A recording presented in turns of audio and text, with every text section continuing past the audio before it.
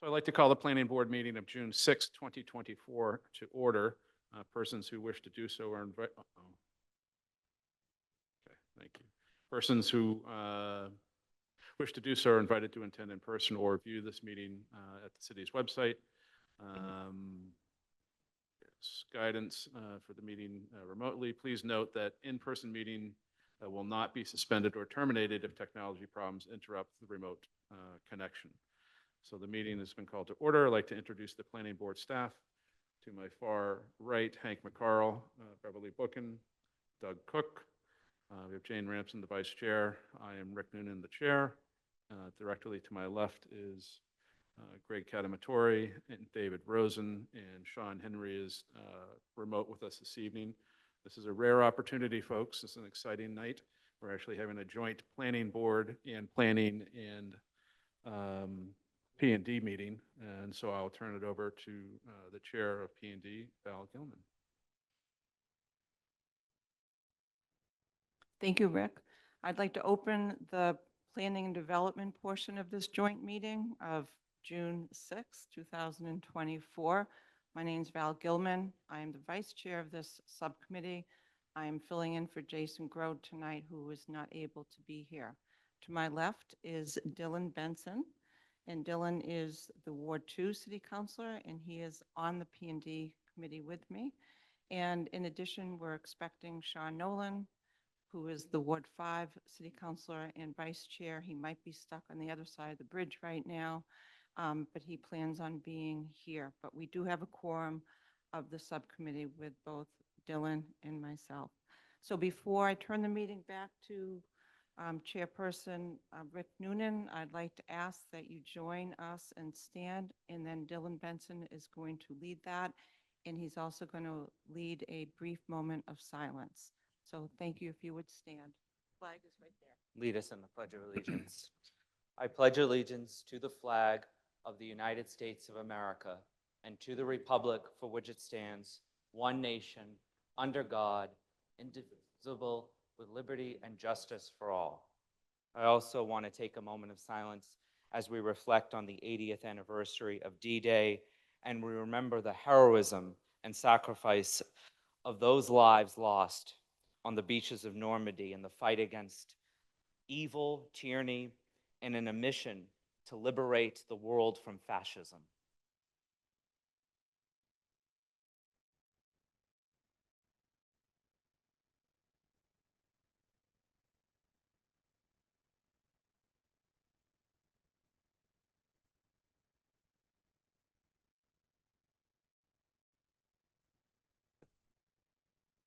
Thank you, Dylan. And just for the record, we will waive the happy birthday singing until after the meeting. So happy birthday.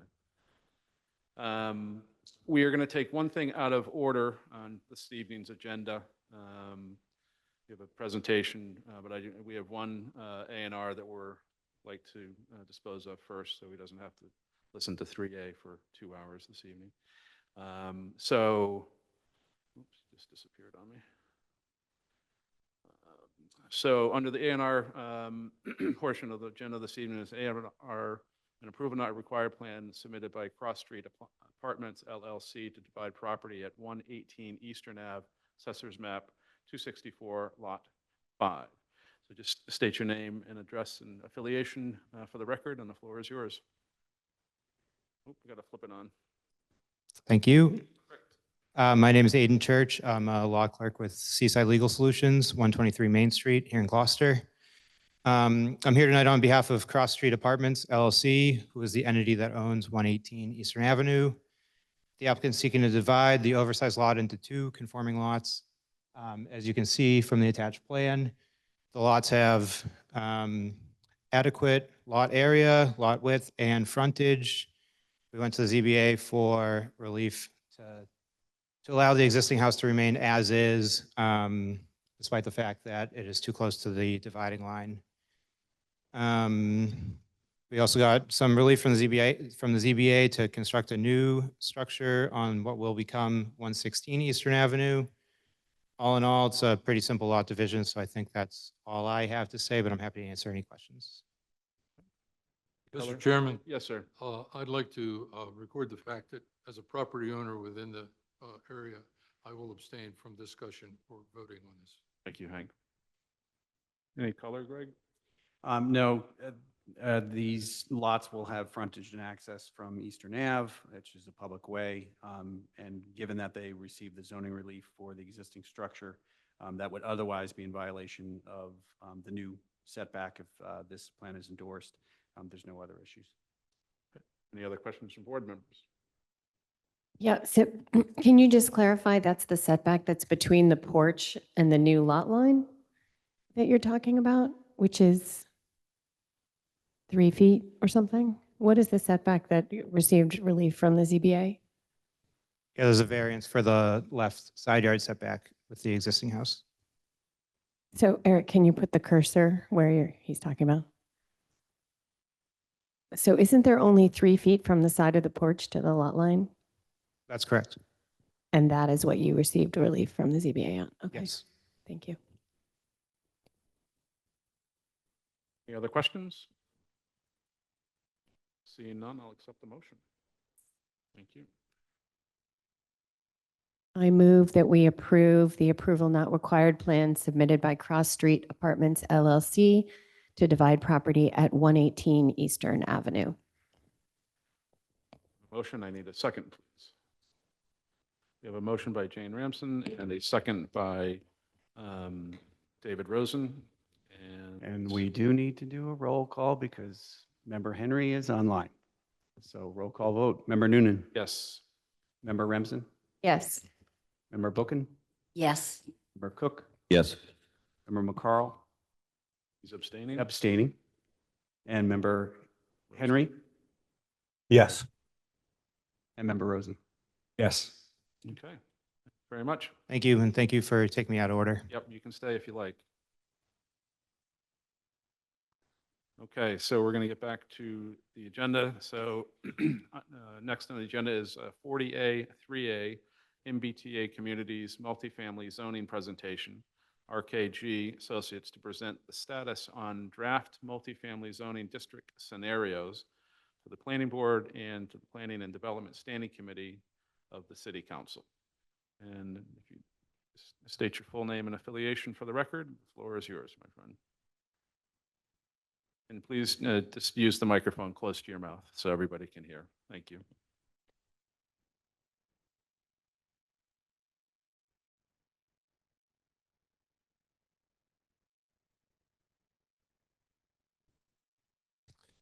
Good evening. Eric Halverson, principal with RKG Associates.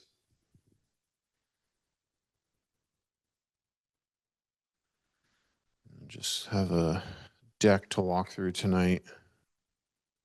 Just going to share this out.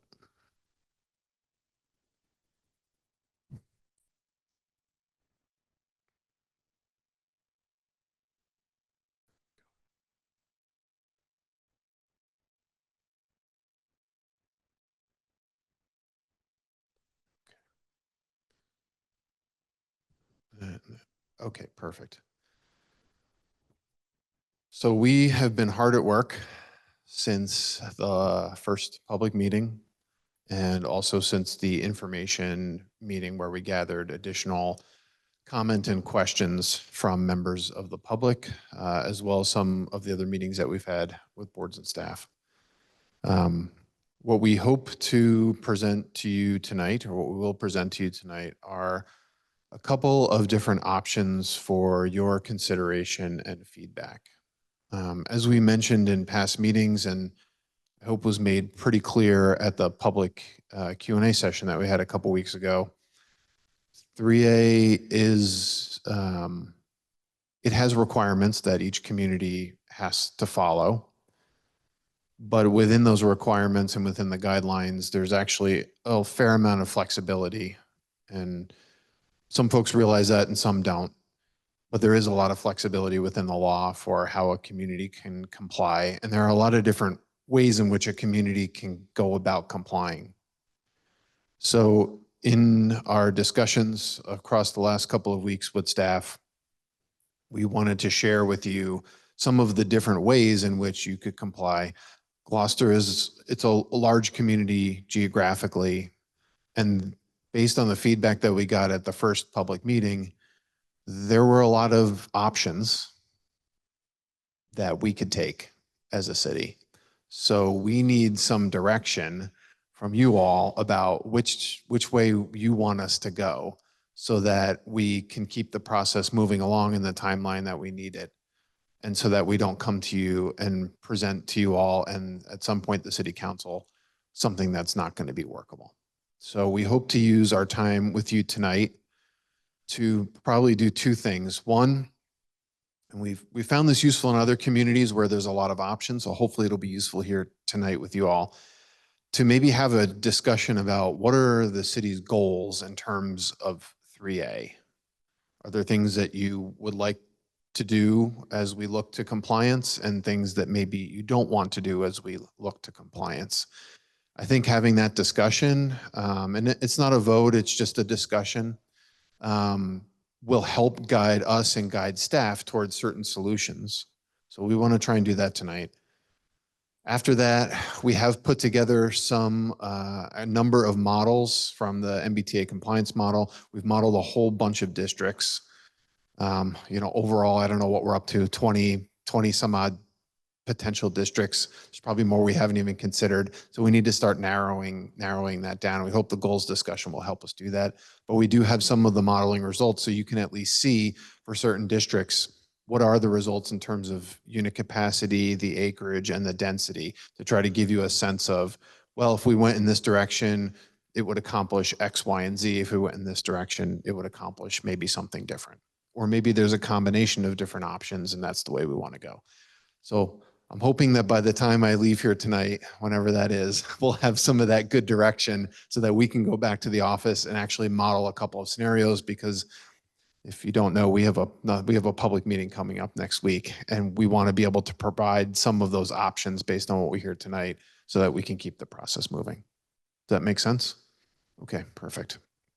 So just for you all, and maybe more so for the folks who are watching at home or might watch this meeting later on, I just want to very quickly reiterate what the compliance requirements are per the state.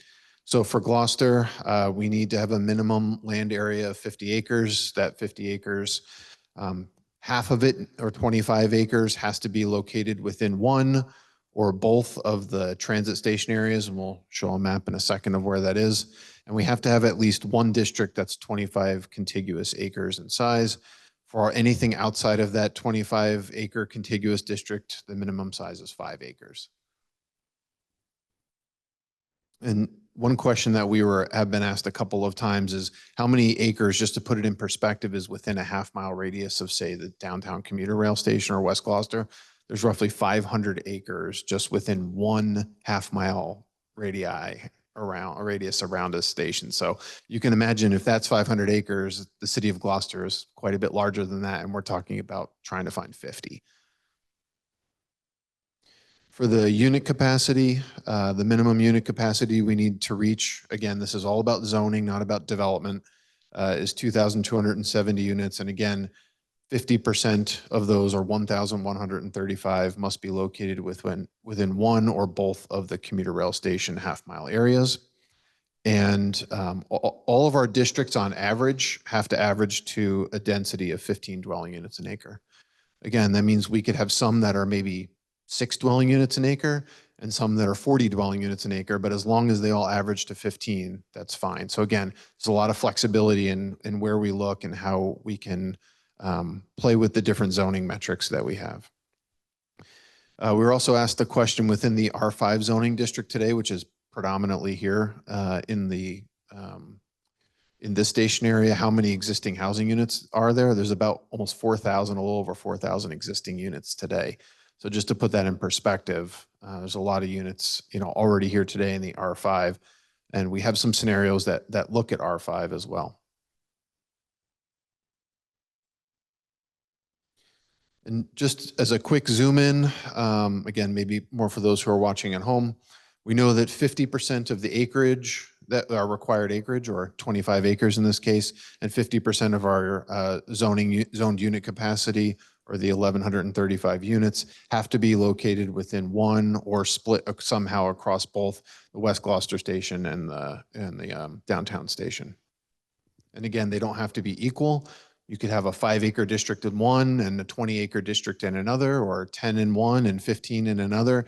So it can be split and looked at in a lot of different ways. Or we could do it all in one or all in the other.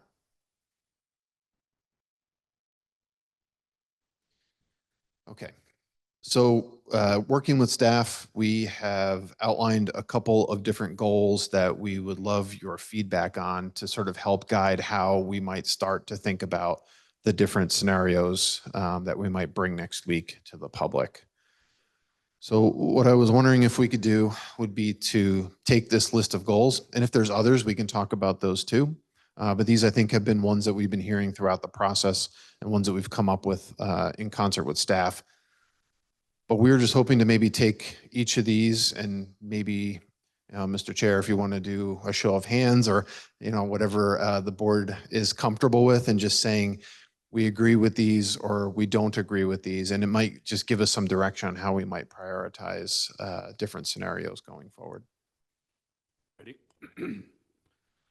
So I guess let's just go down each one and we just a show of hands, whether it's an agree or disagree. So preserving downtown and historic district is again, sort of prioritizing goals. Let's just do a show of hands. Anybody that agrees, or Beverly? Yeah, could we just go down the list for starting point so that we can, because you're asking us to kind of look at a prioritizing and, Yep. if you start with one and haven't looked at the other, just to read Yep. down them and then go to one, would that be helpful for? Sure. I can also kind of explain the thinking behind each of them and what they mean too, if that's helpful. So for the preserving downtown and historic districts, as you know, we didn't really hear a whole lot about the kind of downtown Main Street area throughout the process. It seems like folks are pretty happy with the way things are. So most of the feedback that we've gotten so far has been outside of kind of Main Street and the kind of mixed use and commercial area there. So some of this is about, do we actually want to stay out of that area and focus on other locations around the city? And when it comes to overlapping with historic districts, is that something that would be seen as favorable or not? One thing that we heard quite a bit about at the public Q&A session a few weeks ago was the idea of putting the floodplain areas on a map and doing our best to take that into consideration. The floodplain areas are not considered excluded land by the state. So technically we can incorporate them into our MBTA district, but it becomes more about a policy decision about, is that a place where we want to be encouraging additional housing development or not, particularly in a coastal community.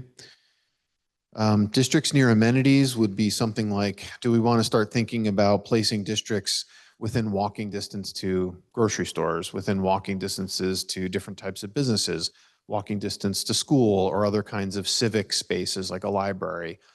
Is that something that we want to try to prioritize as we think about districts? Districts within Bull Station half miles. So we've heard kind of mixed results. Some folks want to concentrate on kind of the R5 in the area that we're in now around the downtown station. But some folks have said, well, why don't you look over in West Gloucester and see if there's anything that we could accommodate over there to try to spread it out and get some equity in terms of where we're putting districts.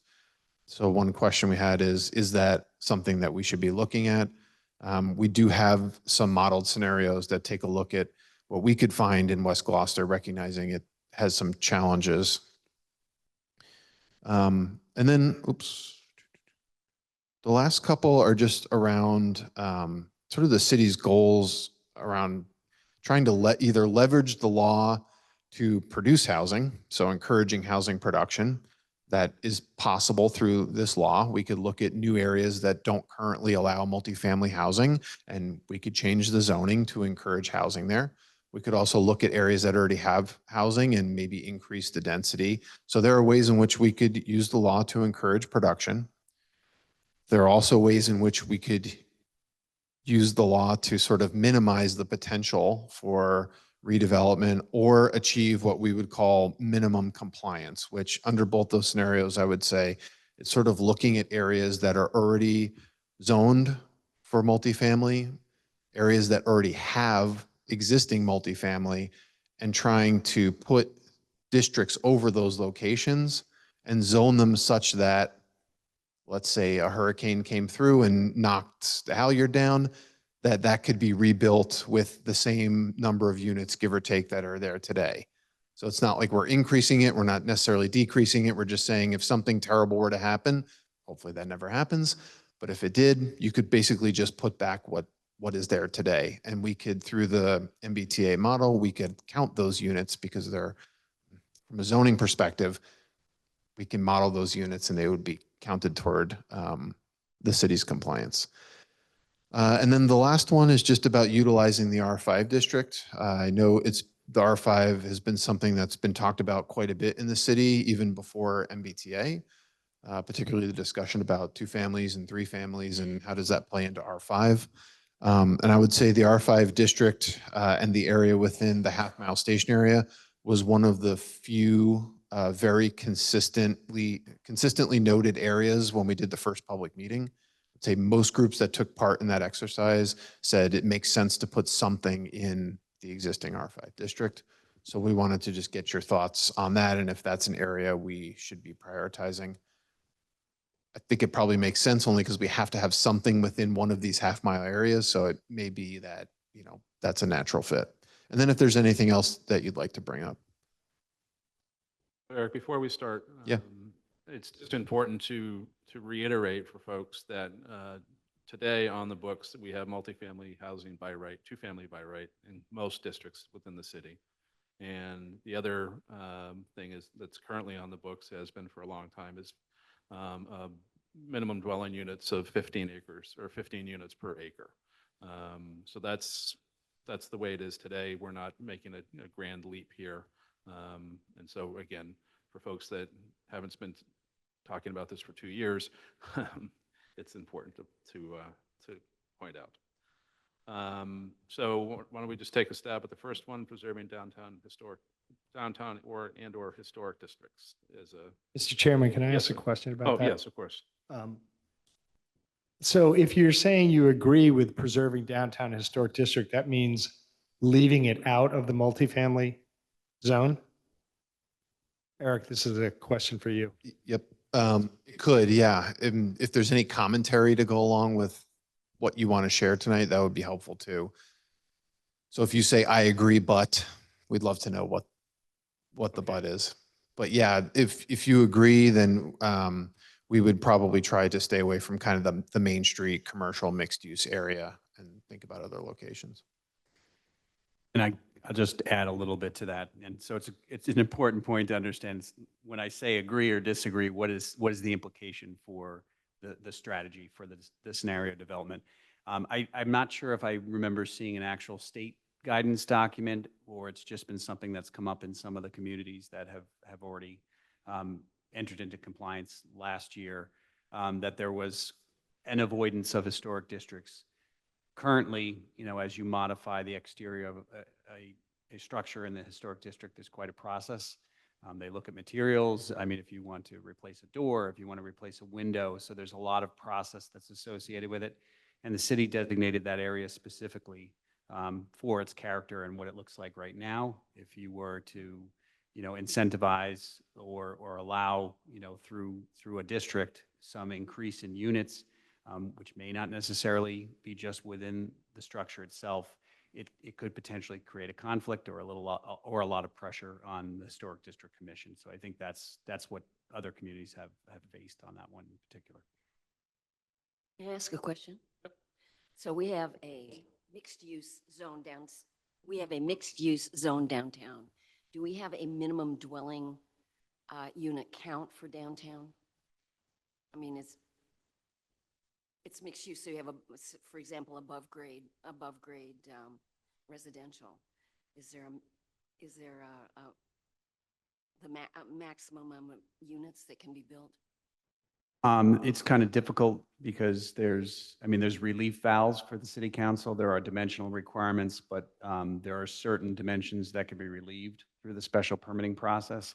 And there's also the potential for height exception. So there's, the zoning would dictate a certain amount, which we haven't necessarily calculated that in terms of upper story development. But again, it's a little bit of a moving target because there are often situations with existing structures that need to have some form of relief if there's going to be upper story development.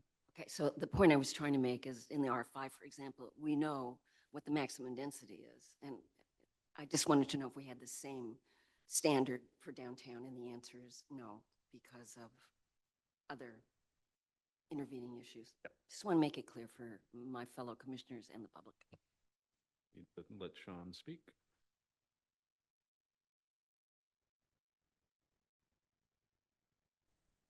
Can you hear me? There you go. Yes, sir.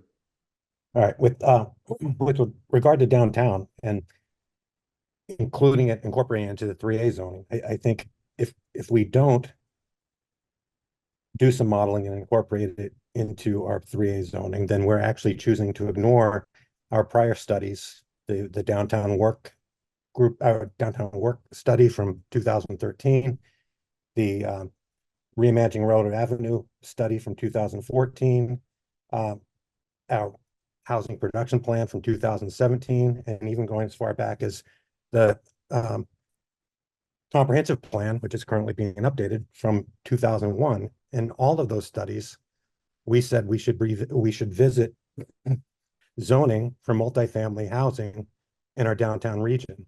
And we haven't done so in the 23 years since the Plan 2001 came out. And I think we should actually capitalize on our efforts for complying with 3A and finally do that. And if you want to carve out the actual historic district, the small section of downtown that's within the historic district, I think that's fine. But there are plenty of opportunities to address multifamily by right zoning within our downtown district that we've pointed to on numerous occasions from 2001, 2013, 2014, 2017. And I think it's finally time, now that we have 3A to sort of push us to do that, that we do so. So you would agree on this first item, Sean? No, Disagree. disagree. Disagree. Disagree. There's a more nuanced answer there that you could, preserve the historic district, because I don't think any of us are talking about changing the historic district in any way or its requirements, but to still encourage housing insofar as you can within the historic district requirements. And also not lump downtown and historic district together, because I think the historic district is considerably smaller than what I think of as downtown. So I would agree with preserving the historic district. Well, I would disagree. I would like to see housing in the historic district insofar as it's allowed by the current historic district requirement. And I don't agree with preserving downtown. Really? If that is the tenor of what we're talking about, and I see some shaking heads, maybe we can recalibrate this to say that so that we can vote yes, knowing what we're voting for, as opposed to We're no. not voting anyway. Not We're- voting, We're but- just but showing our indicating. preference, showing our preference. I think there's a recalibration of the state in order for us to all understand what we're responding to. I think if we remove the slash, we can have a more focused answer. If we are preserving the downtown historic district, I think that seems to be something that's clear. To Sean's point, I think that's maybe a broader discussion maybe at the end in terms of another thing that's not on this list maybe is a little bit about form. Because, a lot of this stuff has been developed and modeled over the minimum requirement of a 3-unit structure. And so maybe that's something that could be one of those last discussions about taking 3-unit structure approaches or something greater than that. Because I think that's a big difference, and that's kind of gets to kind of the Main Street idea of upper story development or other areas that might support multi-story, higher density projects. Moreover, when we're looking at the MBTA, it has to be housing by right. Any housing in the historic district must go through historic review. And as a result, that is the opportunity to put the brakes on something that isn't consistent with the historic district. So there is that added protection. I guess I would point out that in the language within 3A, there's not meant to be a poison pill. You can't be, and you can clarify this for folks, Eric, we can't add another layer of density or another layer of difficulty to production of housing, or at least within the zoning. So if you wanted to sort of explain that as well, Eric. Yeah, that's true. You wouldn't be able to put something into, the historic district regulations or bylaws that would be so onerous above and beyond what other like multifamily districts would allow. I think the state would flag that. So we just have to be careful. I would say that the changes that you've made here, Eric, are to my mind still confusing, because if we vote agree or disagree for preserving downtown, I think it's more likely that we would want to be able to say that it could be allowed downtown as opposed to preserving it, right? That's what we're getting. Yeah, that's a good way to put it. That's what we're trying to get at. I don't want to disagree with preserving downtown. Yeah, I understand. Yeah. Yep. Dylan? Exactly. Thank you. I just want to ask Director Kanamatori, could you clarify what you were talking? You were talking about this issue. We could be having some conflict with the Historic District Commission. Could you explain? Could you elaborate that further? What you were getting at? Sure. And I think Chairman Noonan kind of Mhm. pointed that out. So, it's supposed to be set up so that someone could pursue potentially with a requirement for site plan review with very clear guidelines of how they can satisfy the zoning ordinance to pursue multifamily by right. And by having another jurisdiction like that, which is also the reason why when you look at the map of areas that have been excluded, they've excluded wetland areas and conservation areas, because they don't want to basically have situations where a community might say, sure, we've created the district, we've satisfied anything, but there's other jurisdictions that are going to prevent any potential at all. So historic districts have been one of those areas that have been flagged as you might want to avoid that, because the interpretation could be that there's actually not really the ability to realize by right multifamily, because a historic district could say, I want that, but facade maintained. I don't like the look of that dormer. That might create a second unit, and it could create a conflict between the two. Okay. So would it be possible for then us to exclude the Historic District Commission from 3A zoning if we're looking at protecting historic homes? Again, no one is calling for 17th century homes to be even, let alone touched, but that I don't think I'm certainly not advocating for that as someone who the Historic District District is in my ward, and I definitely believe in preserving that. But if we could carve that out, is that something that we could do? Yeah, and I think that's why we're trying to have this discussion is we can, in our mapping program, we can take those layers and we can put them over top. So then we can draw our districts around them and try to avoid them. It's sort of the same thing with downtown. In other communities that we've worked in that have had these kind of strong mixed use commercial downtown districts, there has been some concern in other communities and in some not, that allowing multifamily housing as of right would encourage someone to take a commercial property and transform it into a multifamily only property. Some see that as a good thing. Some communities see it as not a good thing. So that's why we're trying to ask these questions. Like if everyone's really happy with the way that downtown is today, and multifamily as of right as a standalone use is not something that Gloucester wants to pursue, it's just good for us to know that, so that as we're trying to hone in on areas where districts would go or not go in the case of the historic district, we're just trying to figure out what, what's appropriate or not appropriate here.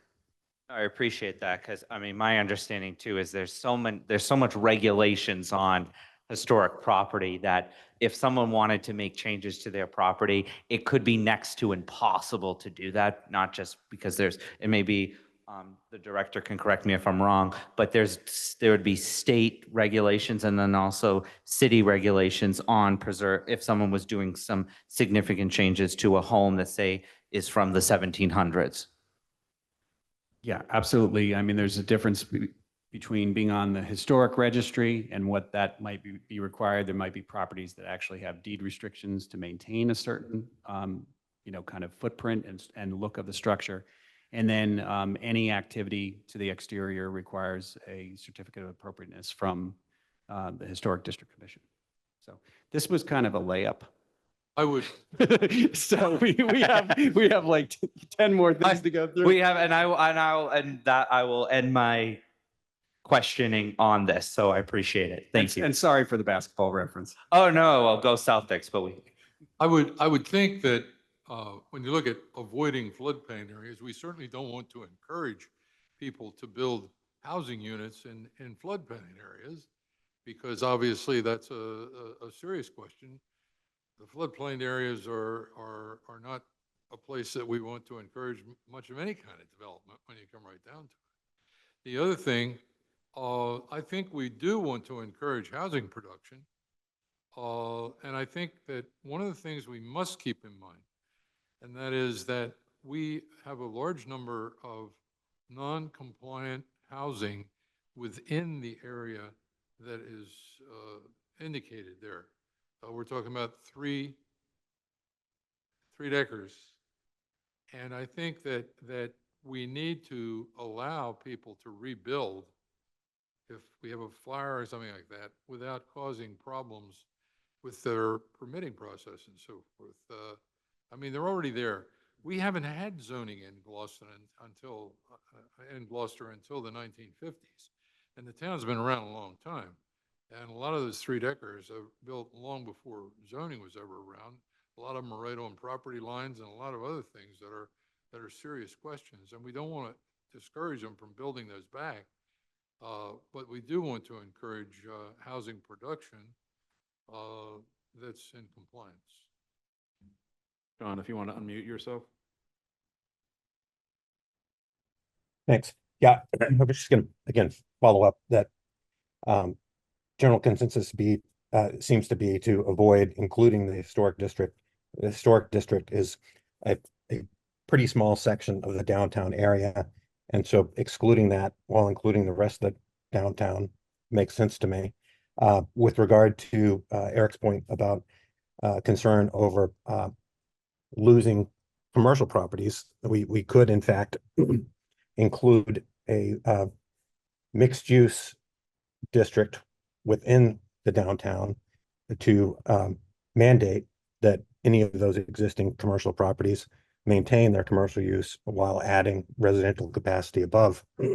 And while those units don't count towards the capacity that we're required to zone for, the area does. So, and if we're going through this zoning exercise, it seems to me that it makes sense to do the zoning that we've talked about in the past now, along with this exercise.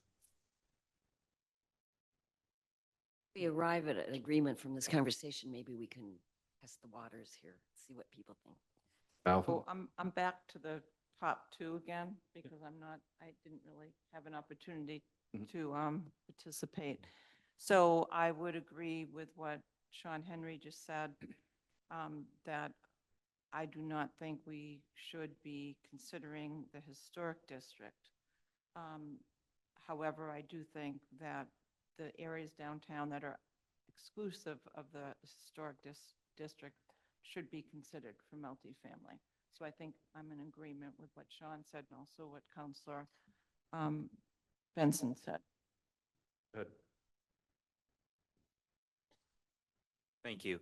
I think since we're starting to move the ball a little bit, looking at floodplains, I don't think we should completely shut that out because there is abilities to develop properties in flood zones, if you look at rising homes. So I'm not saying, again, that's not my position saying we should do that, but I don't think we should totally shut that out because I think there is ability to develop. We look at all over the country where places have been able to build in flood zones. And when there is rising sea level, these homes are actually not damaged at all. So it's something to consider.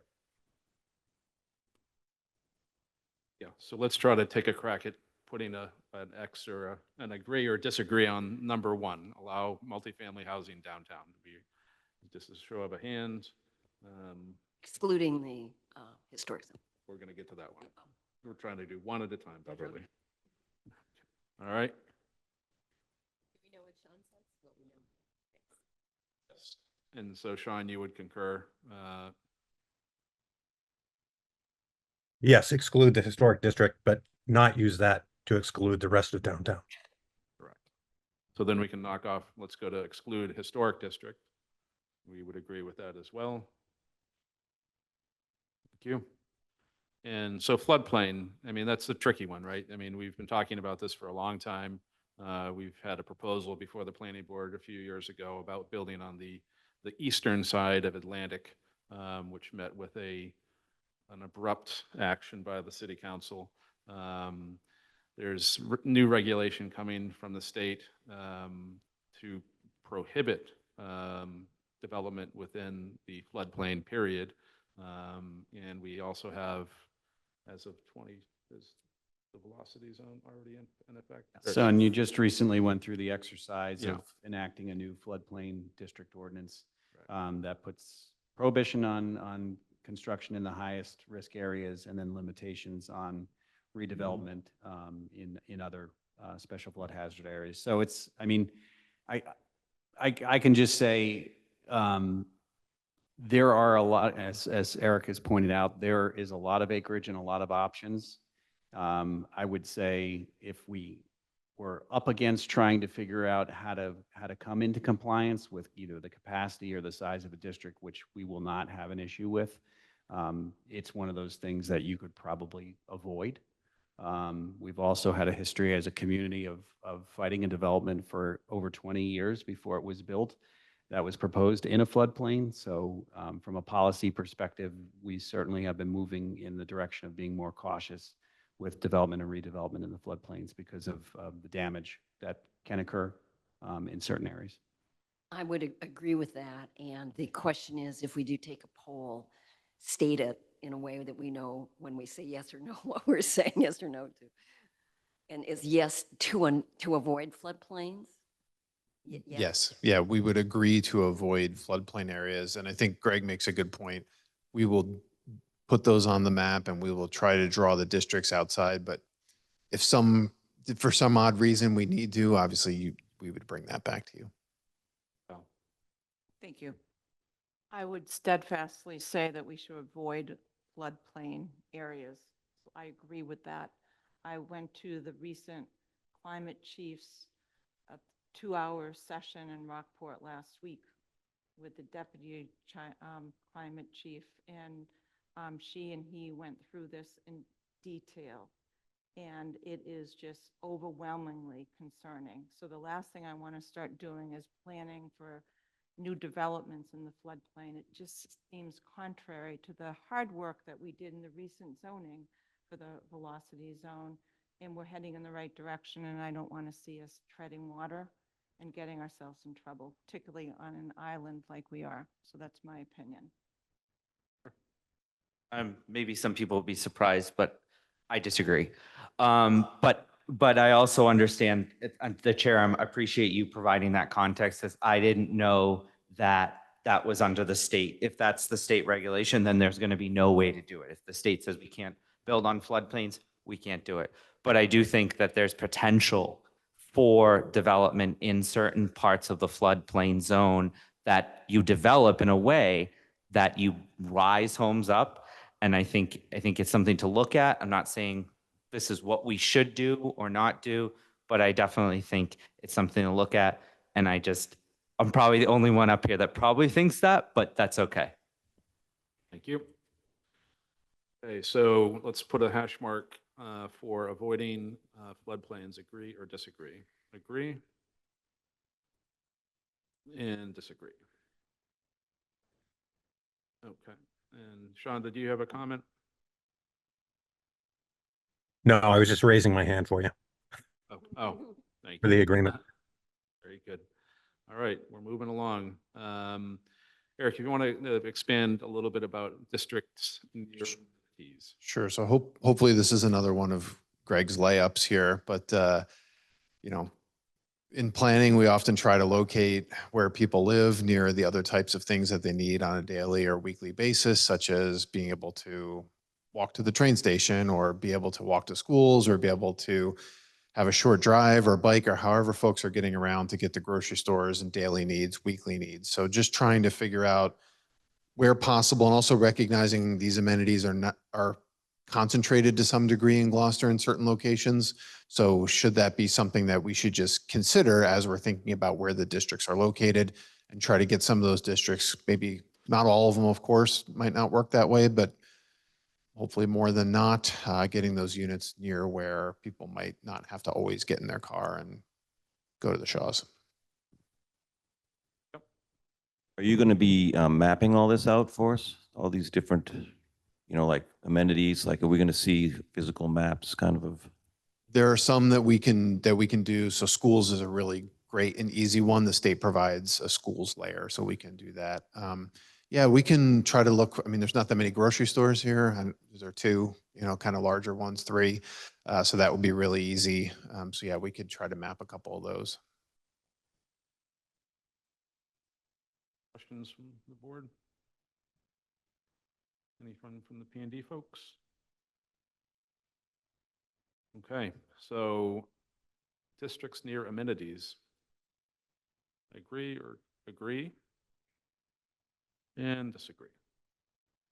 All right, I'm getting good at this. Sean raised his hand. Yeah, Oh, Sean, I, thank you. I was just late. I was raising my hand to agree to place them among the amenities, which again, I'd refer back to our prior plans of reimagining Railroad Avenue into downtown work plan, which specifically said, this is where the amenities are.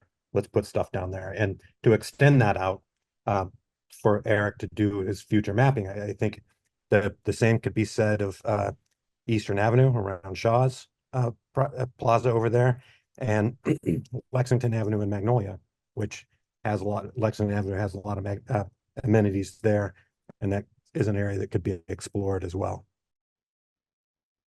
Thank you, Sean. Districts within both stations, half-mile radius, radii. Maybe you can scratch the surface a little bit on this. Sure. So now we're going to get into the harder ones, or at least where we've heard more commentary. So districts within both stations, half-mile radii, as I mentioned at the outset, you have two commuter rail stations. So there's some flexibility with where we could put the districts, how much of the acres might go in each or one or the other, and same with how many units would go in one or the other. It seems from our mapping and also just the way that the zoning is set up today and the existing uses that are here today, that doing something in the downtown station area is a little bit easier. Maybe not politically easier. I can't speak to that side of things, but just from a district perspective, a little bit easier. As we look at West Gloucester, there's a lot of excluded land and a lot of environmental challenges over there. We have identified, both with the public's help in the first meeting and also working with staff, have identified two potential areas over there. Now, again, these are just potentials. I have no idea how sort of politically viable those areas are going to be, but they largely do avoid some of the environmental challenges that we have over there. So anyway, we just wanted to try to get a sense of, should we try hard to find locations in both? Should we try to only focus on one or the other? And is there, are there just any preferences to help guide us as we go through the rest of the exercise? I guess I'd like you to get a little deeper in the challenges in West Gloucester. I mean, we are all familiar with them, but again, I don't want to say, let's focus on West Gloucester to a certain percentage, and then have the impediment be that it's not buildable, not sewer, not perkable, right? I mean, so what other challenges, I mean, in your in the feedback process have you come across? Yep. So just speaking strictly from the guidelines and the modeling component of it, and I know you all might want to have a conversation about this, but just from a district placement and modeling standpoint, we don't have to worry about how it's sewered. Does it have utilities? Does it have road capacity? Does it have access? The only thing the state limits us to is the layer that they gave us, which is considered unbuildable.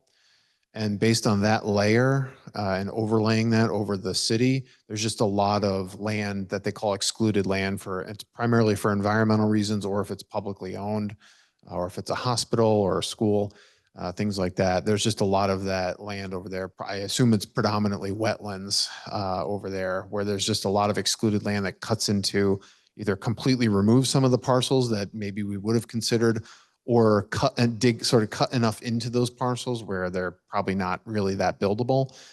So based on that layer alone, there's just we only found a couple of little pockets here and there where we could get enough to formulate 5 acres of contiguous land or find a singular 5-acre parcel. So that's kind of what I meant. Thank you. So the question, what you were just, kind of what I was just thinking, is you're saying there is potential for some, like it may not be 20%, it may be something that's 5 or 10%, but it's something. And I think it's more about just showing the city's willingness not to just put it all in one area, but to have some burden sharing. And I think that's what I'm hearing from people in Ward 2, my constituents, saying where's the share? So I think that's important to know, and thank you, because it doesn't have to be 25%. It could be as little as 5%. Yep. So, and what would you think would work there? If you're what you were kind of getting at is you're saying it may be a very small zone. Is that small district, if that's the term that I should be using? But new here, so. No, you're doing great. I have a slide that actually shows the 2 districts and we've modeled them out. So I'll be able to share that with you. I appreciate that. Yep. Beverly? Well, I'm going to come down on the other side, and the reason is I really don't want to include areas that are not reasonable for redevelopment over time under the rules of the MBTA. I'm going to come down on, I want to make this work for our community and not just to meet the letter of the law. That being the case, the area around the second station is pretty unsuited for the densities that we're talking about. And as a result, I would vote against putting some of the share there. Not vote against, I will take a stand. If you poll me, I would prefer not to. I wish you had a column that said neutral, because I think that there are other more important priorities. I know that in order to comply with the law, we need to have 50% of the district within a station, half-mile radius, either station. But I think there are more important priorities in terms of deciding where the most appropriate places for additional density are. So I don't want to worry so much about which station or both stations as much as I want to worry about what's the right place. So my vote is neutral. We had a neutral column in there and I took. Yeah, what happened to Took it that? out? Took It it was out. there this morning. Took it out. I guess, I mean, this is a difficult one. I mean, I think Councilor Benson expressed a very clear opinion about, this shouldn't just be focused. There needs to be options to, kind of look at what the opportunities are. And also, I mean, I think we get to a point, but I mean, there's a lot of opportunity outside of these 2 districts, station areas. And we know that we have to have at least half of the zone capacity within them. I think what you'll probably see, it's probably only through demonstration of what the opportunities are in the West Gloucester area and the limitations that will be helpful. And what remains, again, may not be, if you had to choose and you're provided the options, it might not, make the top of the list. So maybe this one's a little bit premature, but I don't think anybody would probably be adverse to saying, sure, both districts if there was an appropriate district that made sense. But again, I think as we focus in on the West Gloucester Station, you'll recognize there's a lot of watershed land. There's a lot of limitation that really the limits the amount of area that can be considered, but we can certainly show what that looks like. So maybe we should just put an X right on the line between the agree and disagree and say more of a wait and see. Mr. Chairman? I'm just going to let Val speak, and then I can have you speak, Sean. Thank you. Thank Thanks. you. So I agree that it should definitely be in the middle, and I have to be empathetic towards, I'm the at-large counselor, and Sean Nolan, our Ward 5 counselor, is not here to speak as passionately as Counselor Dillon. And I do think that we need to be sensitive to the fact that we're not hearing from all of the counselors on this. But I'm comfortable kind of just saying, let's look at the totality of everything and not make that the big, huge issue until we can kind of understand more about what makes sense to get to what we need to be getting to be compliant. So that's my opinion. Maybe if we add the word share between the districts, just to drive home the button. Go ahead, Sean. All right, I was just going to agree with Beverly that I think the focusing on the West Gloucester Station area doesn't make a lot of sense because I don't see it as really a viable option to produce housing. There aren't really any amenities close by, but that, to Dylan's point, that doesn't mean that the burden of 3A can't be shared and distributed throughout the entire city. As I mentioned earlier, I think there is legitimate capacity or legitimate possibility in the Lexington Avenue, downtown Magnolia area. There's legitimate potential for Eastern Avenue. And I think that's what we should look at as opposed to saying strictly that there should be some equal division between the two station areas, that it's going to be relatively easy to come up with 50% of the capacity in near the downtown area that really results in not a significant amount of new impact, while at the same time we can actually identify other areas within the community that show some realistic promise to create the housing that we know we need. Thank you. And I understand what Member Henry is saying, and more what I was saying is not about sharing it 50% here and 50% here. What I'm saying is if there is some developable land over in West Gloucester Train, even if it's like, as I said to you, even if it's a small 5% or whatever, it's something. And but it has to be obviously be developable land, but it's something to look at. And it's not about saying the burden should be shared by both equally. That's not what I was getting at. So thank you. I like what Dylan just said. Thank you. All right, so we need to so we've changed the wording a little bit to say share districts within both stations, half-mile radii. And I think the gist of the conversation is, in the affirmative, but if we'd like to say we'll agree with that statement, we can raise our hands. Disagree? Talking about. I'm going to offer a friendly amendment to the table. How Thank about you. we say consider both station areas? Nobody's ruling anything out at this point. Nobody's ruling anything in. Again, I think you're going to realize there are a lot of limitations. There is some area that's outside of what's restricted, but consider both station areas. Works. Will we try that again? With the amendment, consider both stations half-mile radii. Agree and disagree. Thank you.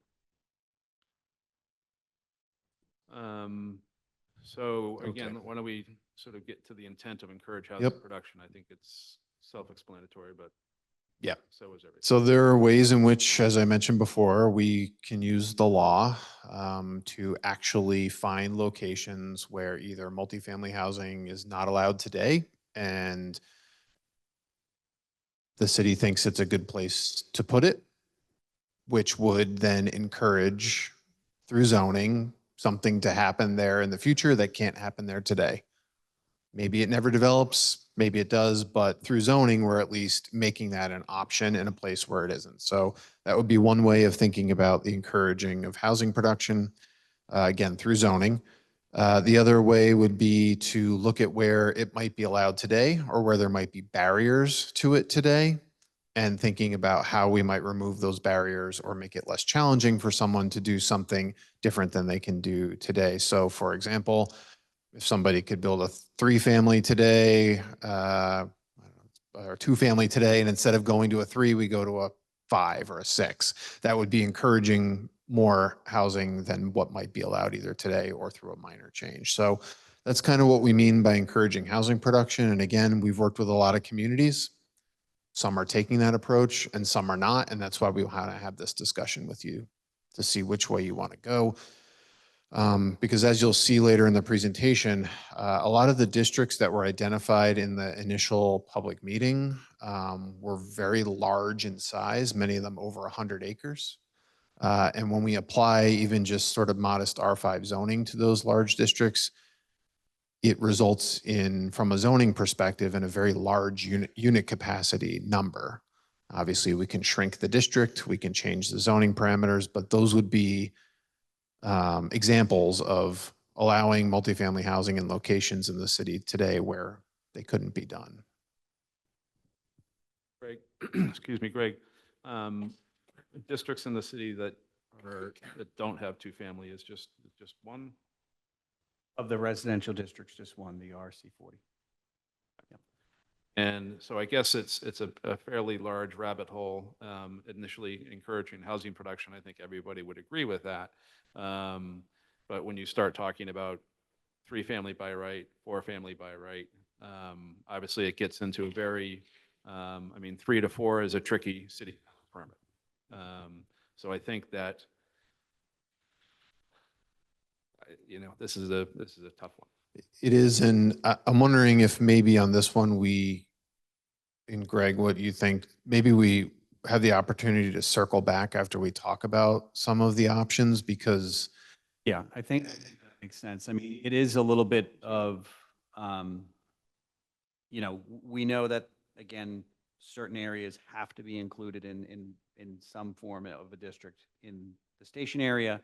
And then, there are some, some of the exercises of what's been mapped of greenfield areas. There's currently either a single family on a very large lot or areas that are, currently have a different use, but kind of in some sort of residential form. And it's a lot, the capacity of that district could be very large. When we get to, some of the ideas that were derived from the meeting on the, that was a long time ago, March 25th, I think it was the 25th. Kind of seeing what these guidelines realize for those properties, it may be shocking for some people. And so I think that's a little bit more of the, it's a combination of these different, type of affinity questions of, do you want to focus near amenity? I mean, the other option is if there's land available, but it's remote, but it's large, undeveloped, those are the options. And I don't know that there's too many communities that have kind of gone in the greenfield development direction. And when you say encourage, housing production, I think, we can't say that anything that is put in place because you're going to make a change to an allowance isn't going to result in some level of housing production. But it's also a little bit to, the question of housing type. And that's I think a little bit responsive to Sean's point too, of the baseline is a 3-family. Everybody can kind of visualize what that looks like. We've done that in the past Q&A meeting. We could pull up those slides. You go down most of the downtown streets. You can visualize what a 3-family looks like. And then from there, it's a little bit more challenging for people to envision where a greenfield site is. And you're talking about densities and allowance. So that production piece there's really a sliding scale. If you wanted to say high density and there's a vacant parcel, then there's a lot of controls that would have to be considered. Probably would result in something if somebody knows they can do a single or two-family right now, and in the future with a zoning change, they could do something at much higher density. That would really incentivize, stimulate the real estate environment, and also for people to think about what's possible on those properties where currently it's very restricted. So Sean, go ahead. I was just going to say that to that point, we've done some of this work in the past, again, on those earlier studies that, and I think we know that if we're only focused on answering our response to 3A using three-family by right only, that it's not going to trigger our inclusionary zoning. It is very unlikely to produce the affordable housing that we said we need. And I think we have in those reports, if we just ask Eric to model some of those same ideas that we generated back in 2013, 2014 for true multifamily use. And again, we can pick our density target that we want to do, whether it's 25 units an acre or whatever it happens to be on a given lot size, that we do have that capacity to actually make this, make our response to this law actually work for the community in terms of actually having some realistic opportunity to produce more housing and certainly more affordable housing if we're dealing with projects over 6 units or above that would trigger our inclusionary. But if we only focus on three-family, then we're not only going to produce very little new housing, we're going to produce zero affordable housing with the exercise. Beverly? I agree with Sean, but I think we're making it at this point more complicated than it needs to be. If you pair the two items to have a set of regulations that really do have the potential of resulting in housing development, and you compare that to just meeting the letter of the law, you can make a choice between those two. And if you choose then to make it something that has a potential real impact, then we have a lot of time to talk about what that range of options would be and to include the considerations that Sean have raised. But at this point, I think it might be helpful just to read the interest of the commission and the city council on the issue of real housing development potential versus just meeting the letter of the law. Might be helpful for Eric. Any other comments? Okay, thank you. I think there has been a term talked about, which is paper compliance, which I think I understand to be that you simply put the zoning on the districts that already kind of meet the requirements. And in doing so, you don't encourage housing production. I think we also know, we've known for a while that the current Gloucester housing doesn't meet the housing need. So we do need more housing units. And in particular, I've heard from people whose parents are being priced out of their apartments and whose kids can't stay in Gloucester because there's no 1 and 2 bedroom apartments available, no matter how expensive or cheap they are. They're just not even there.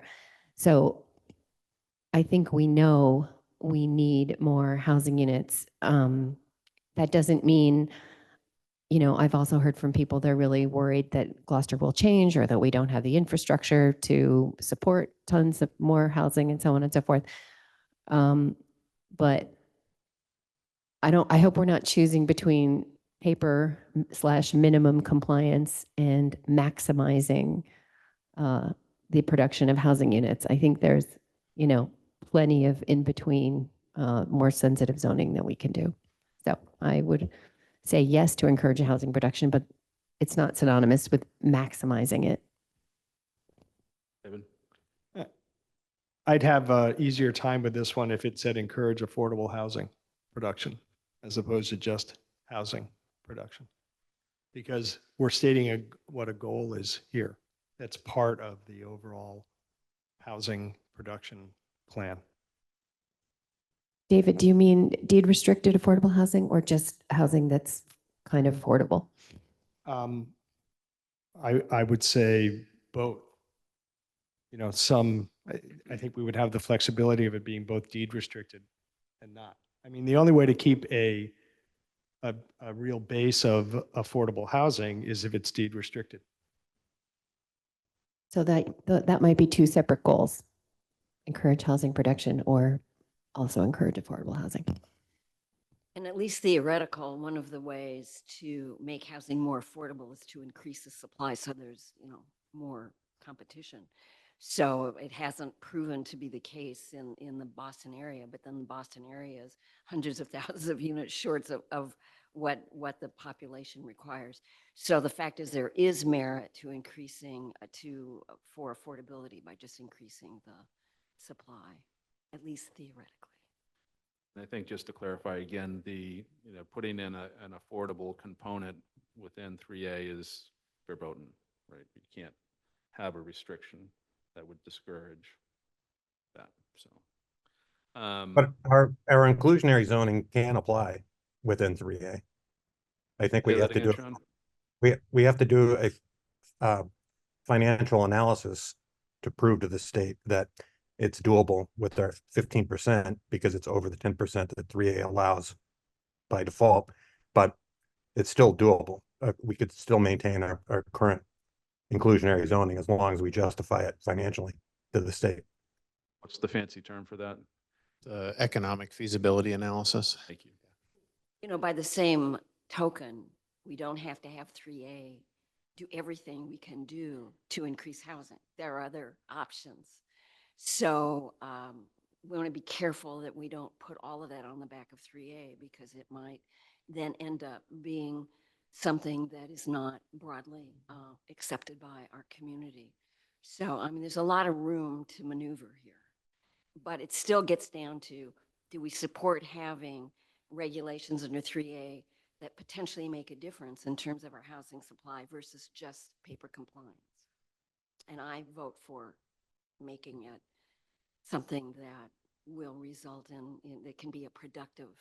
And I have to agree that just within our community of people who live here, we are probably several hundred units shy of what we need to completely meet the needs of all of our households who already live within Gloucester city limits. So Again, this section might need a little bit of wordsmithing, but I think what I'm hearing is, yes to production, but more about the modeling of what that that scenario would look like, right? So I don't know if that's a fair.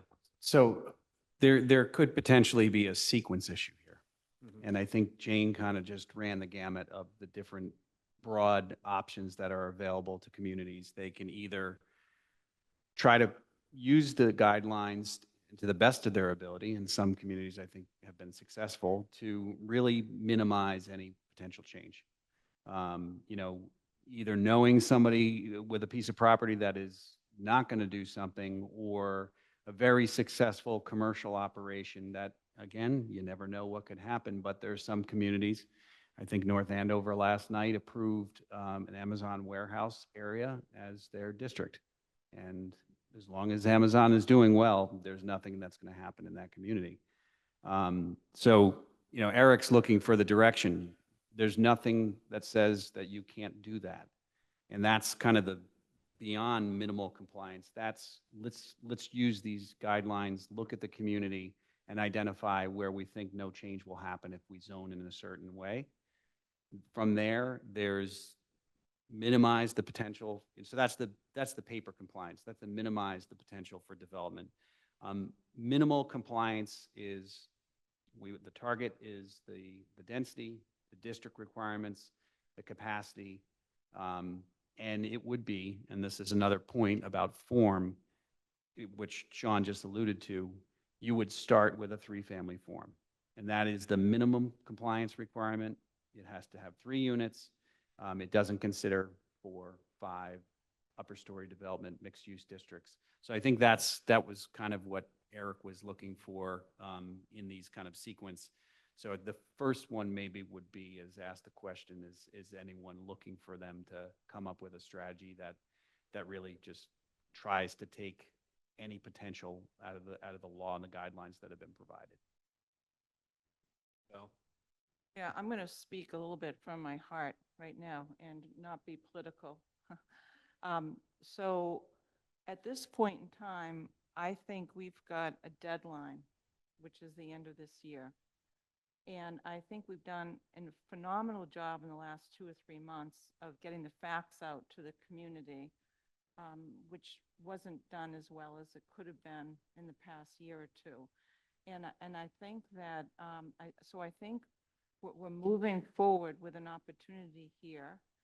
My biggest concern is if we try to do too much right now without pausing after this, we're going to lose, we could possibly lose the importance of these grants that we need desperately for the infrastructure assistance in the future as we really start looking more at inclusionary housing and these big projects that might give us more property on green fields and in the right places in the community. So I would just ask that we just maybe do this in sequence, but we need to continue to educate people on how many people don't have housing.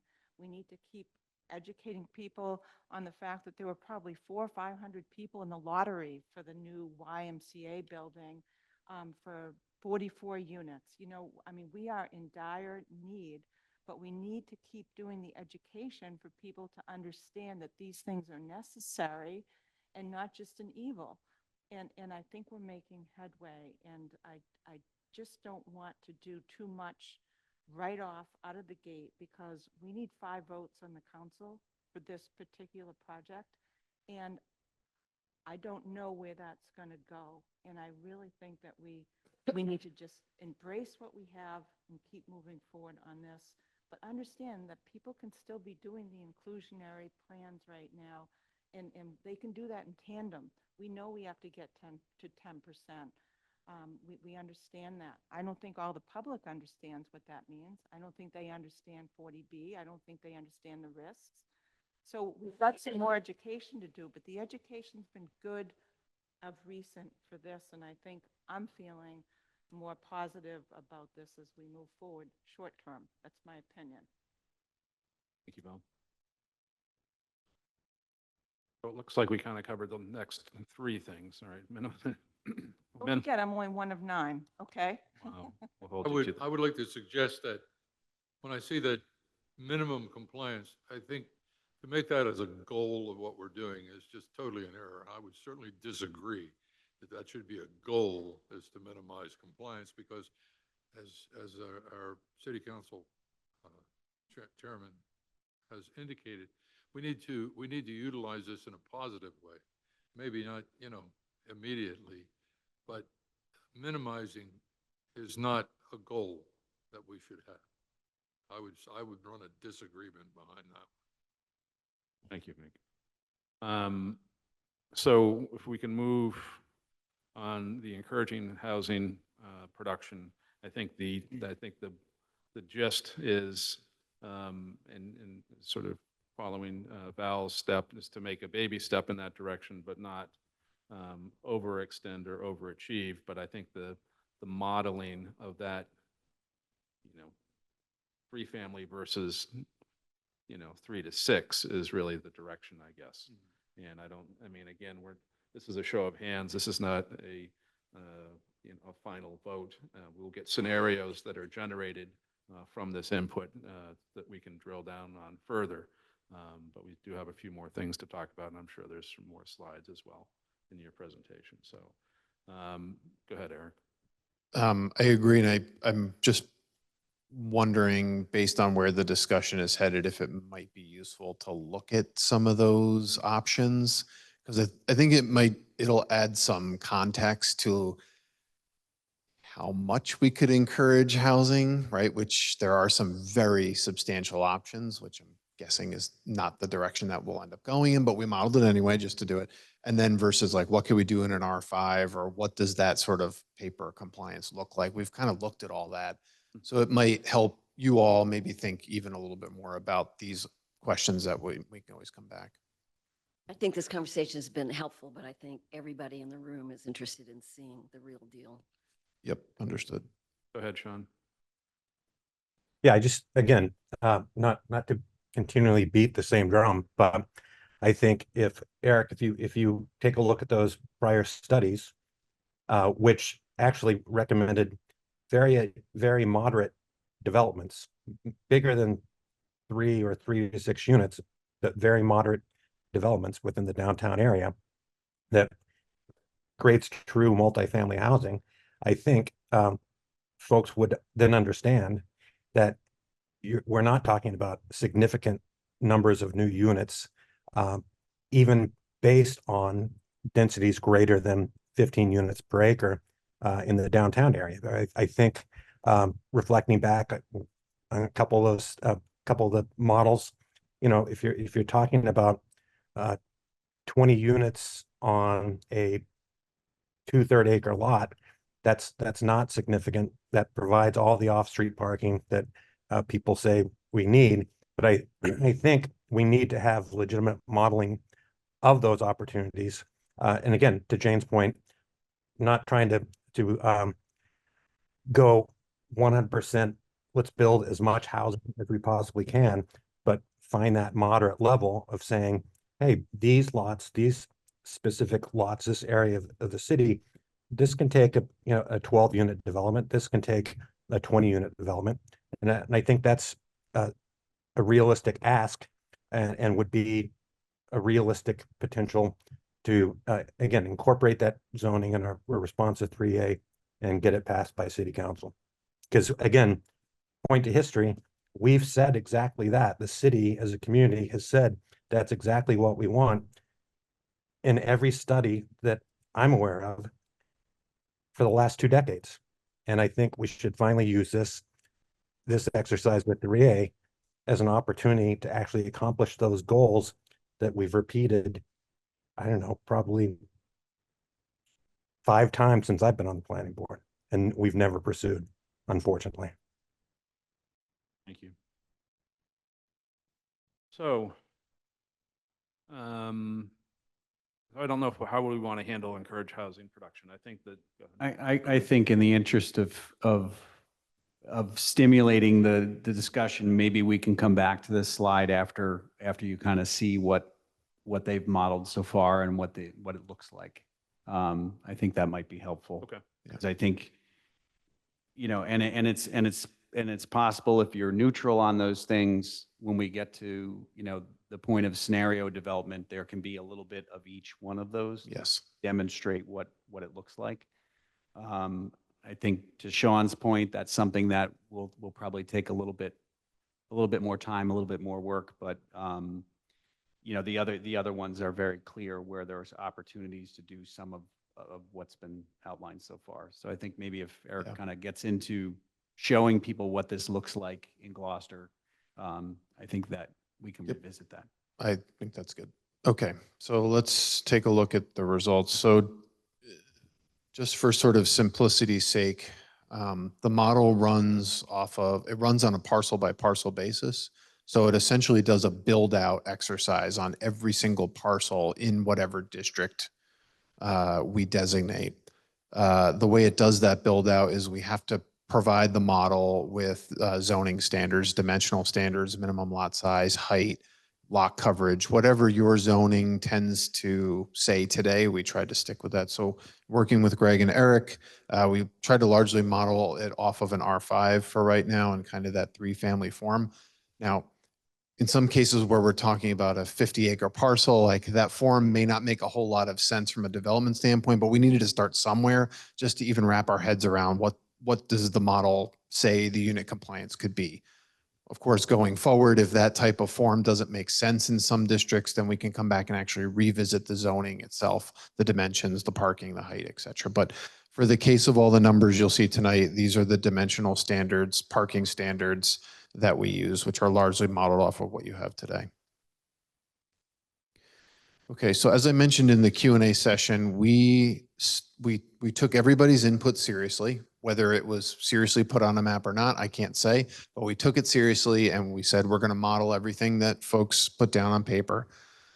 These 5 districts that are shown in the table, as well as each of the districts is kind of colored a different color in the map on the right, were districts where they were at least mentioned a couple of times in the maps from that first public engagement session. So we have the Atlantic Street area kind of in the pink color. We have the Bass Rocks in that sort of purplish color all the way off to the right. We have Essex Avenue all the way off to the left in the yellow. We have Gloucester Crossing. It's just outside the half-mile radius for downtown in the kind of red color. And then we have a little piece in West Gloucester Station. And then I think that was all the ones that we have in there. Yeah, that's the 5. So you can see based on, and again, we just took outlines from the maps on where people drew them with markers or pens, and we mapped them in GIS and then modeled them. So you can see there's quite a bit of variability in the size of the district. It runs from Bass Rocks at 227 units, which is almost 5 times more acreage than you actually need, down to the Fuller Gloucester Crossing, which is just over the minimum of 5 acres at 6.2. So we drew all these, we ran the build out model that we have to run, and that gives us the zoned unit capacity based on the zoning metrics that I shared on the prior screen. Again, you can see where we have very large districts, the unit capacity is 2-3 times more than you actually need, but that's what we expect when we run that kind of zoning against a very, very large district. And then you can also see that the density is, in many cases, double what we actually need. So again, I'm not saying anybody would be in support of any of these. I'm just saying we took it seriously, we modeled it, and these are the results. So you can see in Gloucester, if you were to pick one of those districts, you could get to compliance and housing production extremely quickly, because in most of these locations, I don't believe multifamily housing is allowed as of right today.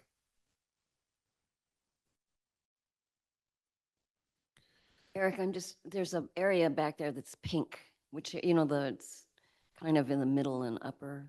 You see it there? What is that one? The pink one. It's kind of Up to the north? yeah, it's north of West Gloucester Station, due north. Yeah, that's we call it Atlantic Street. Oh, that's Atlantic Street. Yep. Thank you. I'm Yep, the pink one. No, it's okay.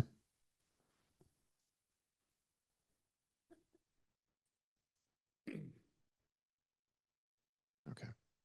sorry. Can you go back 1 second? What was the cross hatching? Oh, that's a great. So that's all of the state's excluded land. That represent anything that's in that red cross hatching would be land that we would not be able to count from a unit capacity perspective. And the green as well? Because The green as well, Eric? Nope. The green is all of your kind of open space, park space, protected land, conservation land. So it is excluded. Yes, in many cases it is. Yep. Go ahead, Sean. Mr. Chairman, I was just going to point out that on Zoom, the information is not showing that this screen share is not happening. We're just seeing folks speak, not actually seeing the data itself. Unfortunate. Says I'm sharing the screen. I don't. So maybe Eric, I'm just wondering, do you have, are you doing screen share, but is your image of yourself also showing? Nope. Huh. I don't see it looked anybody. like the main screen is the big view of the auditorium. Right, Sean? Is that what you're seeing? The main view of the auditorium? Yes, or when Eric speaks, this view switches to Eric, but the screen itself doesn't share. But although it is saying that Eric is sharing a screen.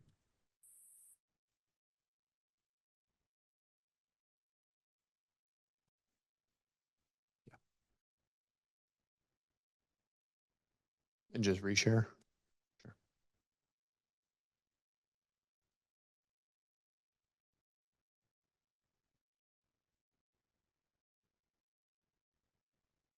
Sean? It's up now. Yes, thanks. Hit Great. the reset button. I guess it's an opportunity now to state that these slides will be put up on our planning board website as well for people to review. Yep. Thank you. Dylan? Just to clarify, so maybe this is a question for Director Kanamatori. The excluded land, a lot of that's Article 97 land, correct? Yeah, I think that the state's layer is either land that has conservation restrictions on it or has some other Article 97 protection. Yep.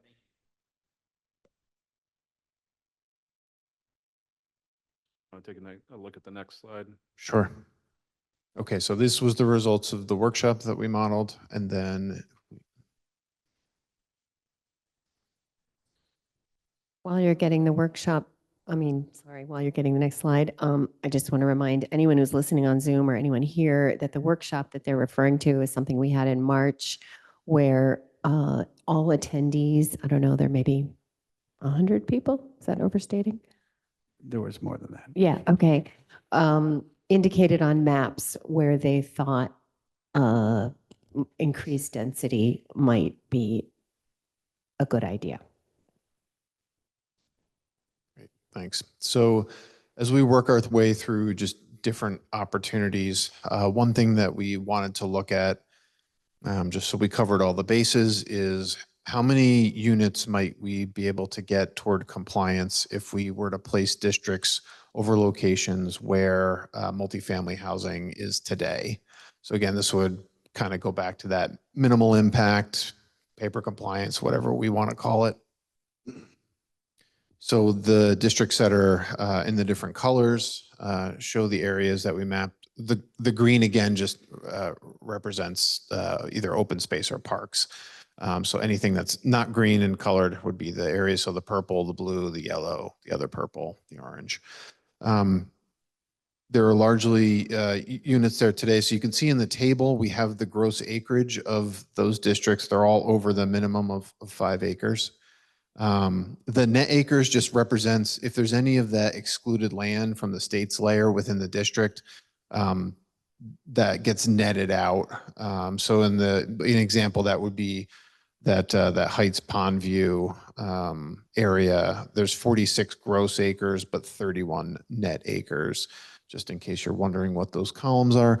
And then we just mapped the existing units just so you could get a sense of how many units there are today per the assessor data that we were provided from the city. So in those 5 districts today, there are 1,000 units there on the ground that exist built today. And you can see the density, if we averaged it, it's about 11.3, give or take. So it's under what we would need for the 15 acres. But given that it only gets us 1,000 units, we still need to come up with the remainder, the 1,270 units somewhere else. So we could try to make up that density somewhere else. But we just wanted to give you a sense of if we wanted to go in the direction of placing some or all of these districts, we could potentially cover 1,000 units. And if these, as I said at the beginning of the presentation, if something terrible were to happen here, the zoning would say you can put back what you had already. So this sort of represents our kind of minimal impact. Eric, I think we have to remind our people in the audience that when we talk about the 2,270 units, that's the zoned land that if we scraped all of the development on it and redeveloped it at its very highest density, which we're looking at 3 family. units per lot that's above 5,000 square feet, that you would come up with the 2,270. It's not looking at the 1,000 that are there today and adding 1,700, and my math, but so people just have to understand that it's really a planning exercise when we talk about the 2,270. It's totally a planning exercise.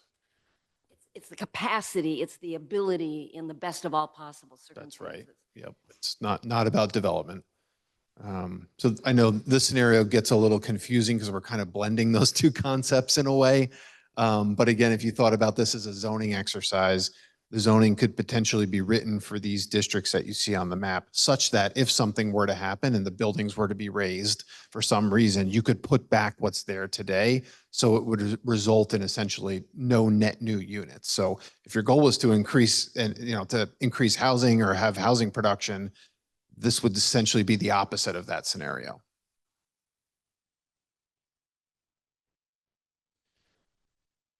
But I think as Greg was saying before, there are ways in which we can potentially mix and match. This gets us only the 1,000 units. So there could be a way to mix some of these districts with districts that actually do have some housing production capacity. So that's kind of why we want to have this conversation. And some of these are public housing, correct? That is correct. Can you just point out which ones? Or maybe Greg can point them out. So the yellow to the. Veterans Way, the yellow. And then a portion of the purple district in the downtown is Willowwood. Yep. And yellow is Riverdale. It's kind of a dark purple on my screen. Yep. Is that dark purple on the other side of the bridge? To the, Oh, I'm sorry. Yeah, That's what's on the- that's lighter That's- purple. Yeah. yeah, what's that deep purple on the other side of the bridge? That's the Heights, the Heights to Oh, Cape yeah. Ann. Okay. Palmview Village. And Yep. But you're talking about the triangular one that's actually in the circle. Yeah. Correct. The Correct. very small, much smaller purple one. Yep. And that's HUD housing, correct? It's the Gloucester Housing Authority. And owned by, is it owned by, it's not, it's owned by the city or no? No. It's the Housing Authority. Yep.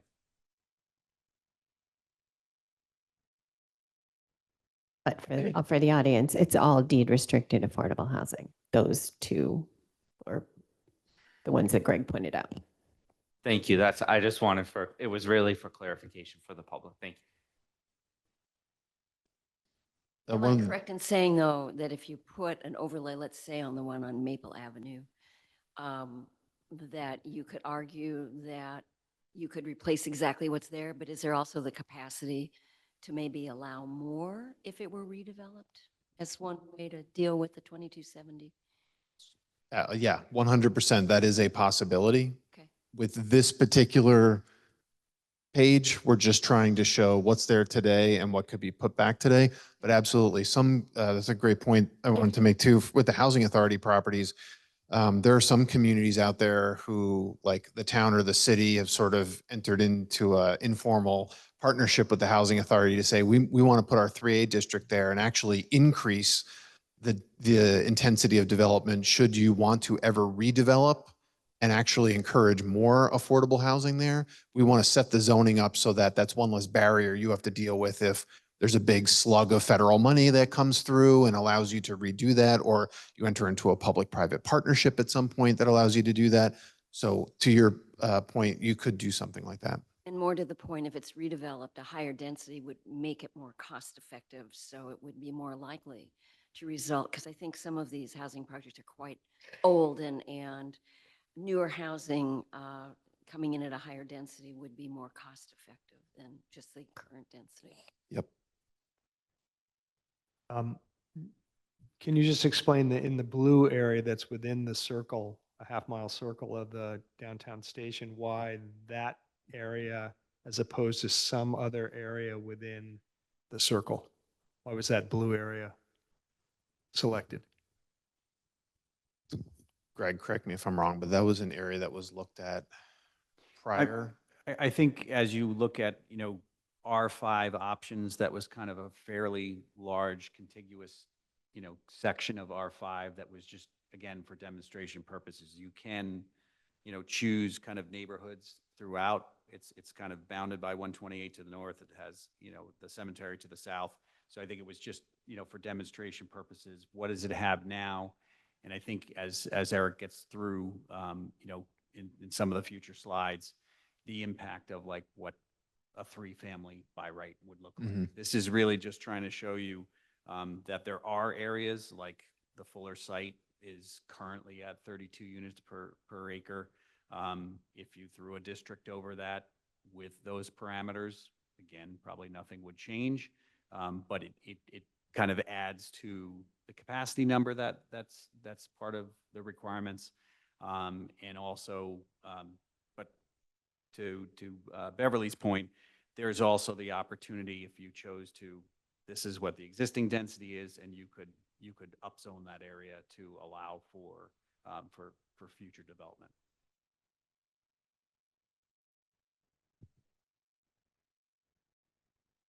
Okay, so speaking of the R5, Colored districts.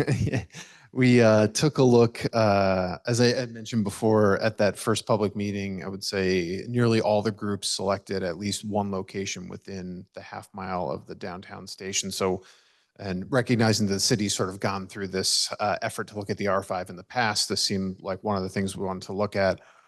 So what we did was we used the city's assessor data and all the parcel data to map all of the parcel sizes first, so all the lot sizes, and try to identify parcels that are over 5,000 square feet, which is kind of where the zoning is set today to do something with your parcel. So trying to get as many compliant lots as we possibly could, and then use the unit count data from the assessor to identify where there are already 3 or more units on a parcel. So we sort of map that first, and we use that data to try to say, these are compliant lots that already have 3 or more units on them. So under this zoning scenario, those are unlikely to change. And we mapped all those and said, okay, which areas within the R5 have more parcels than not that might not change? And that's kind of how we started to identify some of these districts in there. Again, trying to, there will be some housing encouragement, of course, because some of them have single families or maybe 2 families on them. So they would be allowed to go up by 1 or 2 units if the zoning were to change to allow 3 family. But then there are many lots that probably would never change because they have a 3 family on them today. I would also say if you own a single family, you may never make a choice to change that from a 1 to a 2 or a 2 or a 1 to a 3. So anyway, that's what this scenario represents. And we found 6 different districts, which totaled just within this area to almost 100 acres. There's very, very, very little excluded land in this district. So that's why you see it just drops by about a half an acre between the gross and the net. Modeling this under the zoning parameters that I showed you before, we get to about a little over 1,800 units just here in these districts, and a density of 18.5 dwelling units an acre. So again, if we're thinking about either an R5 scenario or a mix and match scenario, there's a lot of options just here within the half mile area. But to be clear, this is minimal compliance that you're showing in R5. So I'm confused. Can you restate what this is? Sure. So this is just showing you an option of how the R5 within this half mile radius could be used as part of your compliance scenario. Right. So it's already existing, the numbers in your chart. That's correct. We would just have to make some zoning tweaks to allow 3 family as of right. Right. So for those people out there who want to know what 15 units an acre looks like, Trask Street is a great example. And all of those units together get us most of the way there, but not all of the way there. But don't produce much more new housing. Okay. Correct. Go ahead, Sean. Yeah, just to clarify, I think with what Jane was getting to, Eric, your count of 1,836 units, is that if potential units if we change the zoning to 3 family by right within those districts, or is that what exists on the ground now? And if it's not what exists on the ground now, how many dwelling units are within those districts as it currently stands? Great clarifying question. The 1,836 units is what happens when we apply the 3 family as of right zoning. It's not a count of the number of units that exist today. We have those numbers. I just don't have them with me today, but we can provide that. That's something we were going to work on for the upcoming public meeting to provide that delta. Right. I think that'd be important data to have because I think people are fearful that if we're talking about 1,836 potential units with the new zoning, that means there's 1,836 new units that are going to be allowed, and that's not the case. That's correct. That is definitely not the case. It would be a multiple less of that. Thanks. Well, it actually cuts two ways, though. So let's say, for purposes of discussion, that on the 36, I'm sorry, capacity, that there are 1,500 already existing units. The delta is only 300 units. So you start to meet your 2270, scrape it all off and rebuild, but you don't really have the potential, even if every lot that doesn't have a threeplex on it, where you get only 300 or 400 units. The reason I raise that is that I think we, in looking, because there's so many districts to mix and match, that we can maybe do a choice that starts to reflect the will of our community and some of our other goals. I just wanted to, that's why it's so important for you then to show how many are already there. And just to, oh, I know most of this is in Ward 2 and a few are in Ward 3, so I just want to make that clear. I mean, this is already a very dense neighborhood, and I want to make folks understand that if we were to allow zoning here, that it may not dramatically change the unique character of Trash Street, Cleveland Street, et cetera. Could you elaborate on that to just say, like, this isn't going to lead to some dramatic change in these neighborhoods? yeah, I think building on what was just said before. So let's say there's a street, let's say there's a block in one of these areas, maybe it's Trash Street, where let's say there's 5 houses on that block. There's a single family, a 2-family, a 3-family, and a 3-family. If in the future we allowed 3-family by right, if you have a single, that could be a net of two additional units. The next single could eventually be a net of 2 additional units, right? Going from a single family, 3-family would be an additional 2 units. But then on the next one where you have a 2-family, that's a net of 1. And on the last 2 lots of those 5, you already have 3. So it's a net of 0. So in the compliance model, because we're essentially scraping everything and just doing the zoning exercise, the number is very large. But in reality, what someone could do with that parcel, it really results in what I would say would be, of all the scenarios, minimal amount of change. Thank you. I thank you very much. But based on that, it's still really helpful to know what we are today and what those numbers are, because that's the opportunity that we may be able to build some, or homeowners might be able to add 2 to 3-family by right as part of this opportunity to get something that could be meaningful from a housing production stock. So that let's keep that in the front burner, because that's what we need to be doing. So I'm glad that we've asked for that differentiator of what's there and what that number is. So thank you. That's why I raised the point, but I also want to say this is a case of what we call upzoning to a degree. It's not really upzoning. We're not talking about changing the zone. We're only talking about going from 2-family by right to 3. So the experience of upzoning in other cities, and I have practiced in other places, is that upzoning the properties that do redevelop because of the new flexibility in the zone tend to be scattered. They tend to be only done if the property owner is so inclined to do them. And they generally occur on sites where the improvements are of relatively low value, because it costs a lot of money to buy an expensive single-family house and tear it down and build 3, and it may not pencil.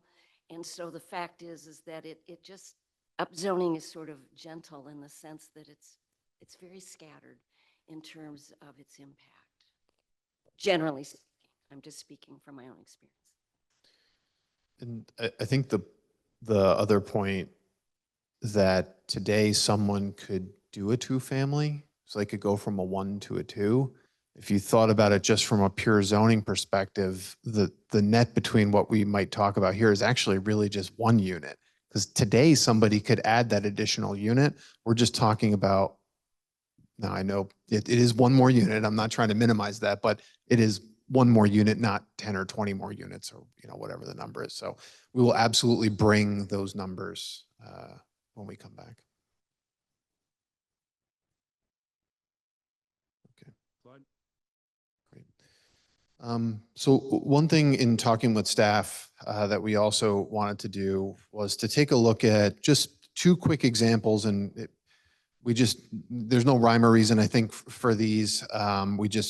We just chose these as examples to take what we heard in the workshop from some of those districts and pare them back, because as you saw, some of those districts were 100 acres, 90 acres, 200 acres, which I assume is unrealistic. So we paired them back to something. So on Lexington Avenue, essentially between like just south of Norman Avenue, you'll see we drew about an 8-acre district. And if we ran it under those zoning parameters, like just right in there in that example, you could potentially encourage through zoning, a capacity of 231 units. If we looked over on Essex Avenue, which I think when we looked at that at the beginning was like 117 acres for the entire district that was noted in the public meeting, we shrunk that down to just 1 parcel that's almost the 25 acres. Of course, net of 12.5, there's a bunch of excluded land there, I assume wetlands. And if we apply that zoning, you could potentially pick up 450 units. So you can see if we look outside of those half-mile areas, and if we were to look at locations that were noted by the public in that meeting and started to shrink those districts down to something from an acreage standpoint that's a little more manageable, like we could actually, if the city wanted to do it, you could potentially encourage some housing where it might not be allowed today. So again, lots of options, lots of options. Okay, and then just on the last one, West Gloucester. We spent quite a bit of time with Eric and Greg looking at West Gloucester and where we thought we might be able to find something that might be workable. So the district in orange is what we referred to as the Kent Road district. I believe it's 1 or 2 or 3 parcels, so not a lot of parcels there. It's about just under 22 acres, a net of 16. And if we applied that zoning, you could potentially pick up 500 units in that area. Or the Fernwood Lake Avenue, which is off to the right in the purple. I think it's 3 or 4 parcels. There's quite a bit of excluded land there. So on that net of 4.1 acres, you could get about 87 units or a density of 21 units per acre. Outside of these, I think we sort of struggled to find districts that weren't heavily excluded in the West Gloucester area, but open to your feedback. If you have any other ideas, or if you're looking at these saying, nope. I just want to be super clear. The orange district was one that was identified in the mapping exercise. I did not identify. It was, that came right from the meeting. Do either of these sites have sewer currently? There is sewer on Essex Avenue. On Essex, but not on Atlantic? Then that's heading down Concord Street, Yeah. I think, if I have my orientation right, sorry. I don't think it reaches that parcel currently. So the orange district is a little bit beyond. I'm not sure that there's a sewer down Kent. I'd have to look at that closer. I think it's very odd to zone for 1 or 2 parcels or even 3, because I have no idea who owns those parcels, but you're either giving a huge financial incentive or a disincentive, or advantage, or yeah, I don't know what you're doing, but it seems strange to give that to 1 or 2 recipients, in my view. Along that line, what is the zoning now on those 2 parcels? Those 2 identified areas. Do you know off the top? Looking at the infrastructure. Hold on one second. I think there are 20. Yeah, I think there are 20. They're not R5. I think there are, yeah, I Just to think be there are clear. 20. Yeah, no, they're definitely not Just R5. to be clear, these don't fall into the category of the R5, the simple No. fix, right? The simple 2 to 3 by right. It's a different ballgame with an R20. Yes. What I showed on Not sure the, what it means, but it's just a different. yeah, what I showed on the prior slide with those two examples, most of the stuff from the workshop and then the opportunity areas here on this would require some pretty hefty rezoning and some thought. So just to clarify, there is sewer nearby, but it's not, it doesn't extend down Kent Road right now. Go ahead, John. So Eric, your calculations here based on the unit density from this rezoning, is that based on essentially three dwelling units on a 5,000 square foot section of property, or where do you get these calculations from? So the model runs, it takes the zoning parameters that I had shown at the beginning, which are largely based on R5 today, and it applies it to each of the parcels in the district. So it's kind of interesting is the right word, but if you have a large parcel, let's say you had a 20-acre parcel, but you were limiting it to like a 3-family, the model doesn't sit there and create 5,000 square foot parcels for every single building. It just kind of runs a build out on what the total capacity of the parcel will be. I have to say, in reality, on a large parcel, the actual number of units that could be built is probably less because you would need internal circulation. You might run into some ledge rock. I mean, who knows? There are different site constraints on different parcels. So that's why this is largely a zoning exercise and not an exercise in the true reality of development. Right. My understanding though of what's provided for within 3A and the guidelines is that you can't anticipate either subdivision of existing lots or combining existing lots. So you basically have to deal with the parcels as they exist on the ground, no? Is that incorrect? That is, yes, no, that's 100% correct. Yeah, the model doesn't allow for the aggregation of parcels. And then it also, as I was just saying, it won't subdivide into neat 5,000 square foot lots. It just takes the entirety of the parcel.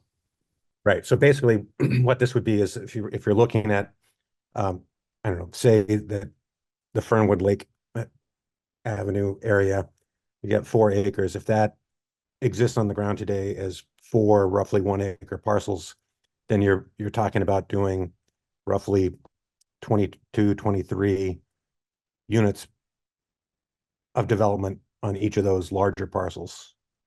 If you're sticking with that density, no?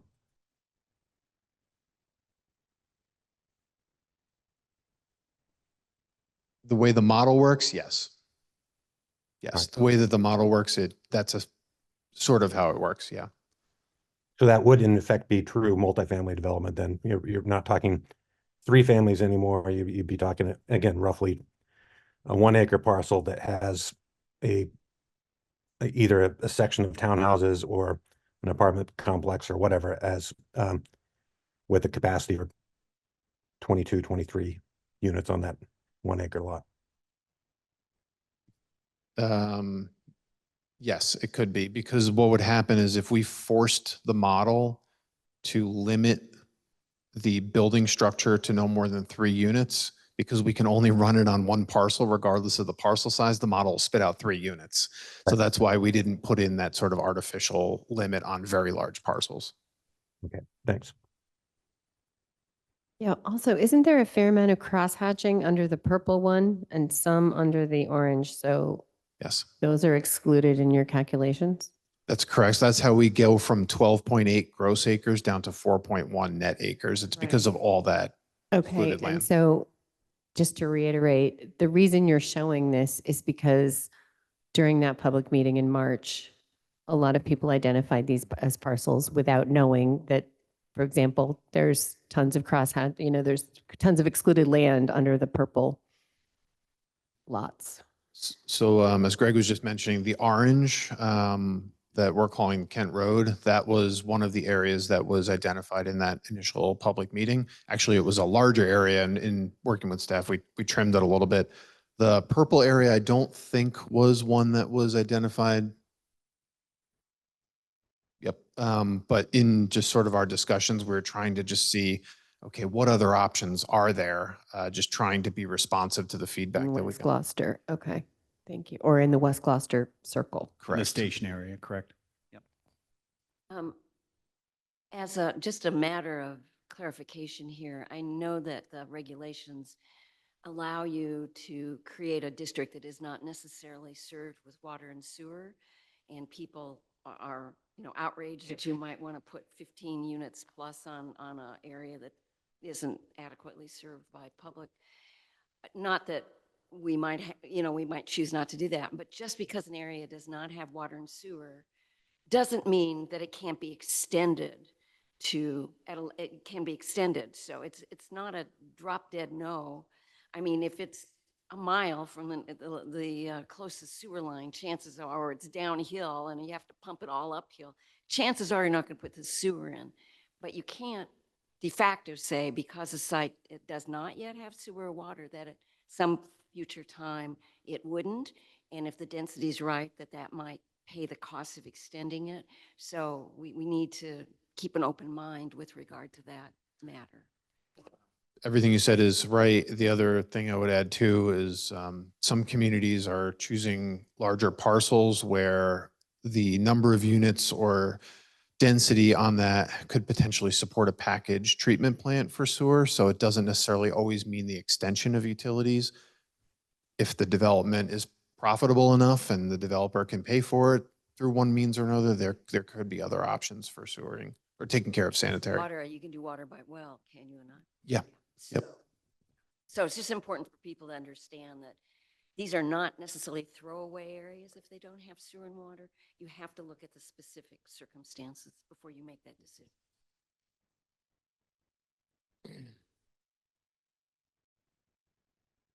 I think that was, yep, that was the last one. Okay, well, that was a lot. Scratching the surface as well. Do we dare go back to your agree, disagree thing, or we're up against our 7 o'clock hour? We do have some more stuff. What's the will of the board?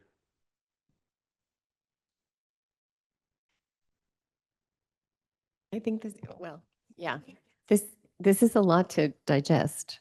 And I'm not ready to choose districts or, Oh, you know, did we have enough of discussion on giving you enough of an indication on how we wanted to proceed with encouraging housing production versus paper compliance? Or do you need more direct response from us, Eric? Yep, great question. I think the one thing that I heard loud and clear, and if I get it wrong, please let me know, is that encouraging housing is seen as a positive, but we don't want to take it to the full extent. We don't want to go crazy, but we want to see where does it make sense to do it in a way that respects Gloucester as a city and what it is today. So that's what I thought I heard just on the encouraging housing piece is do it, but do it respectfully. Eric, if we're just going to get into discussion, can you stop sharing the screen just so that, the folks at home will see kind of people? And Thanks. this is my last point that I'm going to make for this evening. But I share the sentiment of the planning board in a way that we need to do this in a way that we are going to be serving the needs of our community, but in a way that it does not have the impact, and we're minimizing impact for parts of our community, and specifically also doing it in a way that respects the community and specifically going back to protecting the unique character of our neighborhoods as well, I think is very critical. And then that's my sense of it. Obviously, we're not going to be voting on anything right now. We will be looking at it when it comes to the city council. But that's pretty much what I'm thinking. But I appreciate everything that you've put into it tonight and everything that you've been putting into this to this point, and we'll continue a lot more work ahead. But again, I think we need to do this in a way that's respectful to all, and we consider every different we look at, obviously, you look at a cost benefit analysis. What are we gonna, how much is this gonna impact neighborhoods? And how much are we really gonna deliver on the housing crisis? The 3A is not gonna solve completely the housing crisis that we see in our community. And that, I think, is important as well. So I think what can we do here to minimize impact, but also could we do in some way, could this help deliver some of the housing needs that our community has to address? Thank you. Eric, I'm going to rephrase Jane's question, which is, do you have enough information from this with regard to the goals for you to do what you need to do next in terms of planning? I think so. I can, in my brain right now, I just am continuing to think about next week and what we share with the public. I think there's options. We could kind of run through what we've run through tonight and ask for feedback and comments. Or we could potentially take it a little bit further and start to refine based on what we heard tonight. So one refinement could potentially be not just completely getting rid of some of those very large outlying districts with thousands of units and hundreds of acres. So like we could maybe not spend our time next week on that, and we could spend more time on some of the things that we've, I think, had more thoughtful discussion on tonight. If that's a potential direction, then I think we've got a good amount to work with for next week. I'm going to be a little bit more direct than that because we do have to start to narrow at some point. Well, no, I'm not saying to say yes or no, but I heard you say, Jane, something that was particular. You said, well, if we do that, that one person gets the advantage. And I think that's a little bit of what those outlier districts would do. So principally, if you don't want to pick winners and losers, that's a little bit of what that does. Those current sites have the limitation in some instances of R40 or R80. They have very limited development potential, and they may continue to have limited development potential because of the conditions, the field conditions on the site or the site constraints. But I think that goes back to the amenity discussion, which people kind of, maybe some people did this, some people gave thumbs up or raised hands.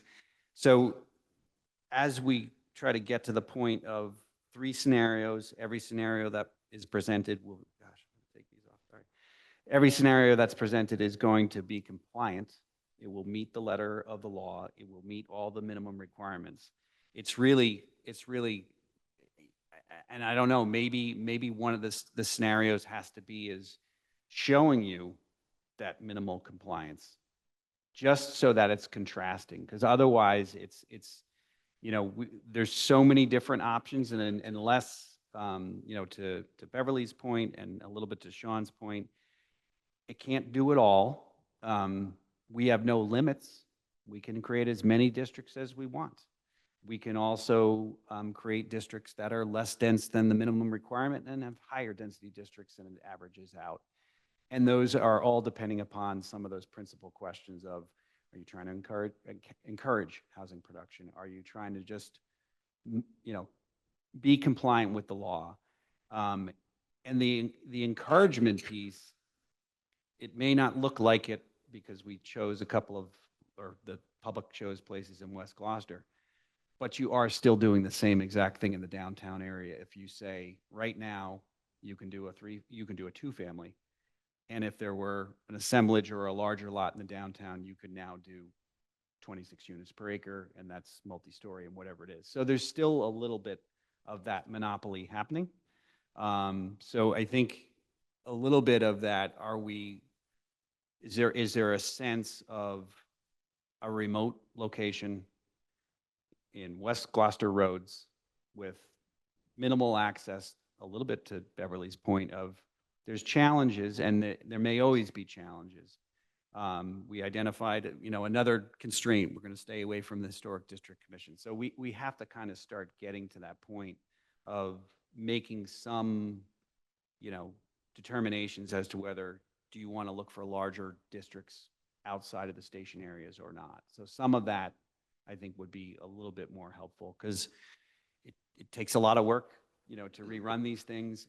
But if we knew a little bit more focused of some of the ideas, again, what's presented next week is still not going to be, even probably remotely close to what eventually gets proposed as an actual scenario. But we have to start figuring out ways to tease them apart so that you can compare and contrast them a little bit, and hopefully arrive at, yeah, this is what we want to move forward with.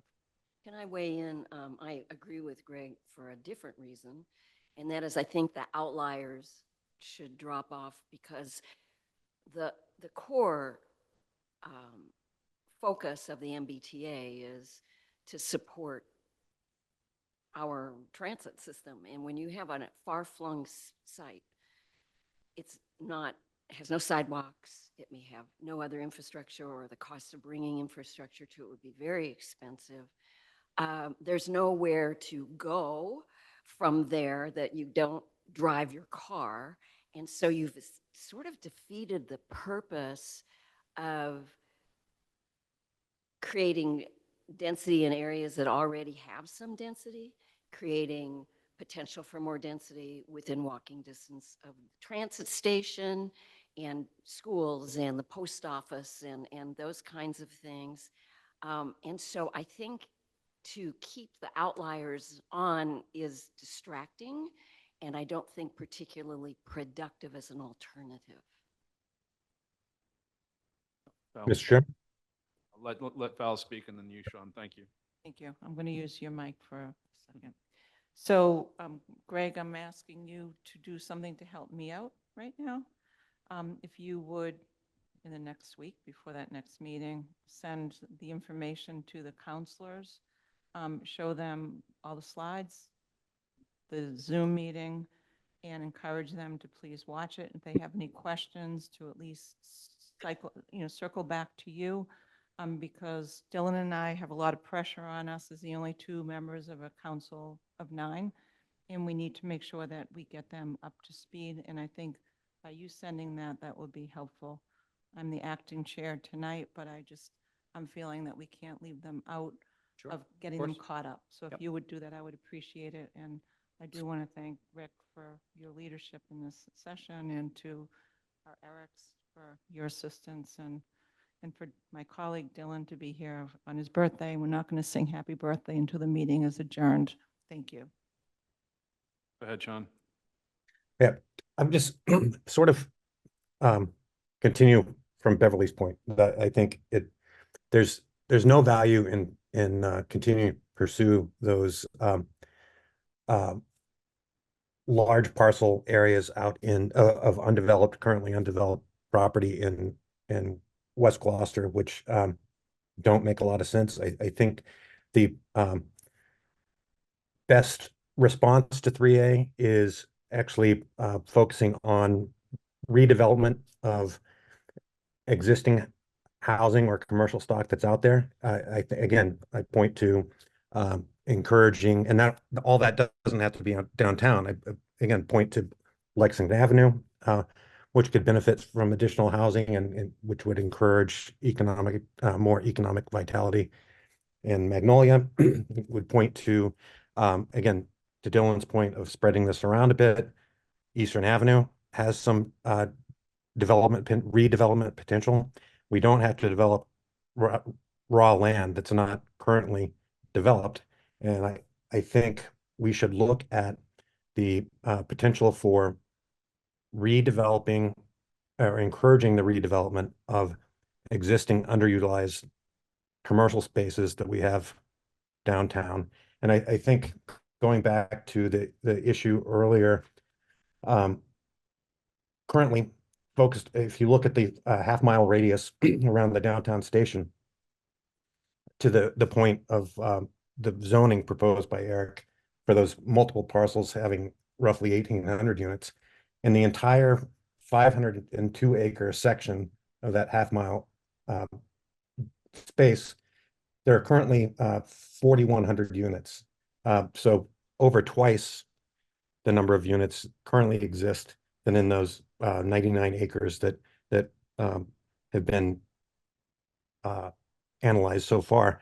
So I think it's important at the next meeting to make clear that the delta between what the zoning is allowing versus what currently exists, so that to sort of quell some of the fears of downtown's going to be completely overtaken by new development and 2,270 units. That's not going to happen. So I think that's key for the next meeting.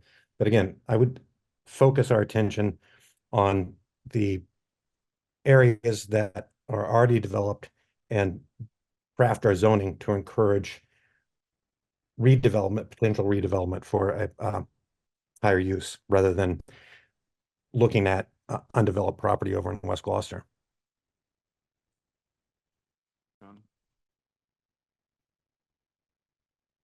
John? I'd like to agree with what my colleagues Sean and Beverly have already said, and just elaborate on one point that I think Sean was making. I'm not sure, but I think so. That we'd like to see scenarios with some extra redevelopment and housing potential, adding more units, et cetera, et cetera. I think it's also really important to show the public the paper compliance scenario, and to hear public feedback on that, as well as for potential for additional housing. I don't personally agree with the paper compliance, but I think what Sean was getting at is, when he said the public would be reassured to know that, that there are some areas already that have the density that would help us get to some compliance. Does that make sense? Yeah, it makes total sense. And one thing I was going to say before, the districts that we modeled that got us to about the 1,000 units, that only gets us part of the way there. So I think that's important to say, that there still will be some other opportunities for those who are looking to encourage housing. We can't do it all with the paper compliance, at least not that we've seen. Great. And also to remind everybody listening that the meeting is Wednesday, June 12th at 6 to 8 here in the auditorium. 6 to 8 in the auditorium. It will also be broadcast. Yep. And the format will be similar to the previous Q&A that we had. People will have 2 minutes to speak about what they think about the presentation, and ask questions. Terrific. Any other comments? And So I'm kind of glad that we didn't stop 5 minutes ago, 10 minutes ago. Again, that wasn't any consensus. That was some opinions, but I think that helps a little bit more. It does. To kind of refine some of these scenarios. And again, we're looking for reaction to a full-blown, this is what it would look like, this is what it does, what it doesn't do. And I think, it'll be iterative from that point, but I think that's been great feedback. perfect. Any other parts of your presentation, Eric, or are you ready to sit down? Any comments from our P&D friends before we move on to our last item? I just want to say thank you to every one of you for your thoughtful comments. I learn from you all the time, and I truly appreciate your knowledge and your commitment. Thank you. I'd like to thank our consultant for the excellent work that he and his colleagues are doing as well.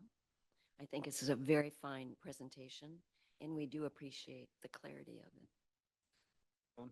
Yeah, I thought I said I was going to be finished, but I guess not. So it's okay. I just want to thank everyone and it was productive, and thank our Eric and the consultant, and also Director Kamatori and our city staff for staying overtime for the city. But anyhow, also I will just note that I think I wanted hearing this.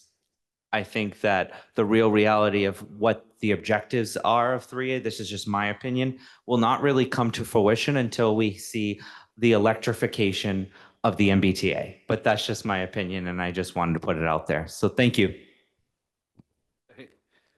Thank you, Eric.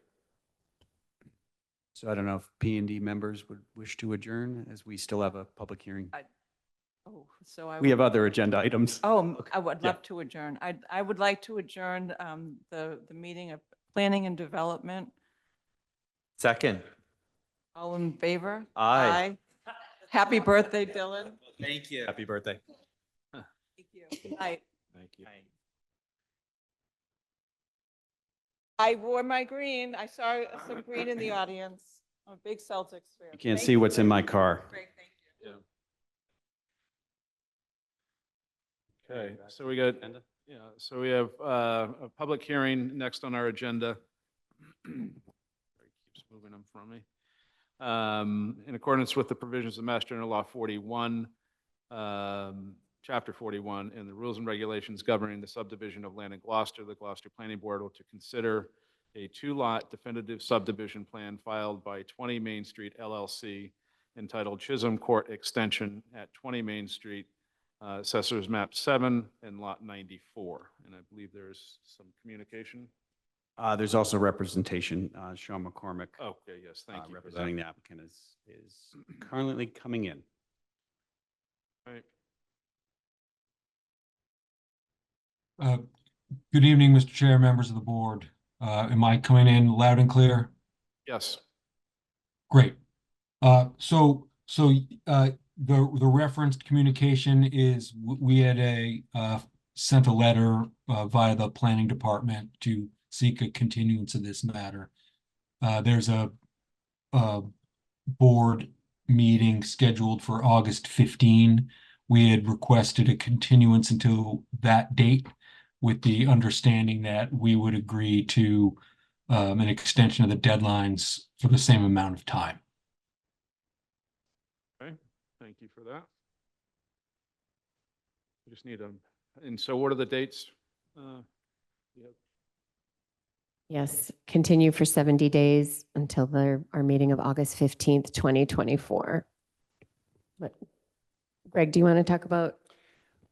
Yeah, so statutorily, we're required to open the public hearing within 65 days of the submission, which was back on April 7th, I believe.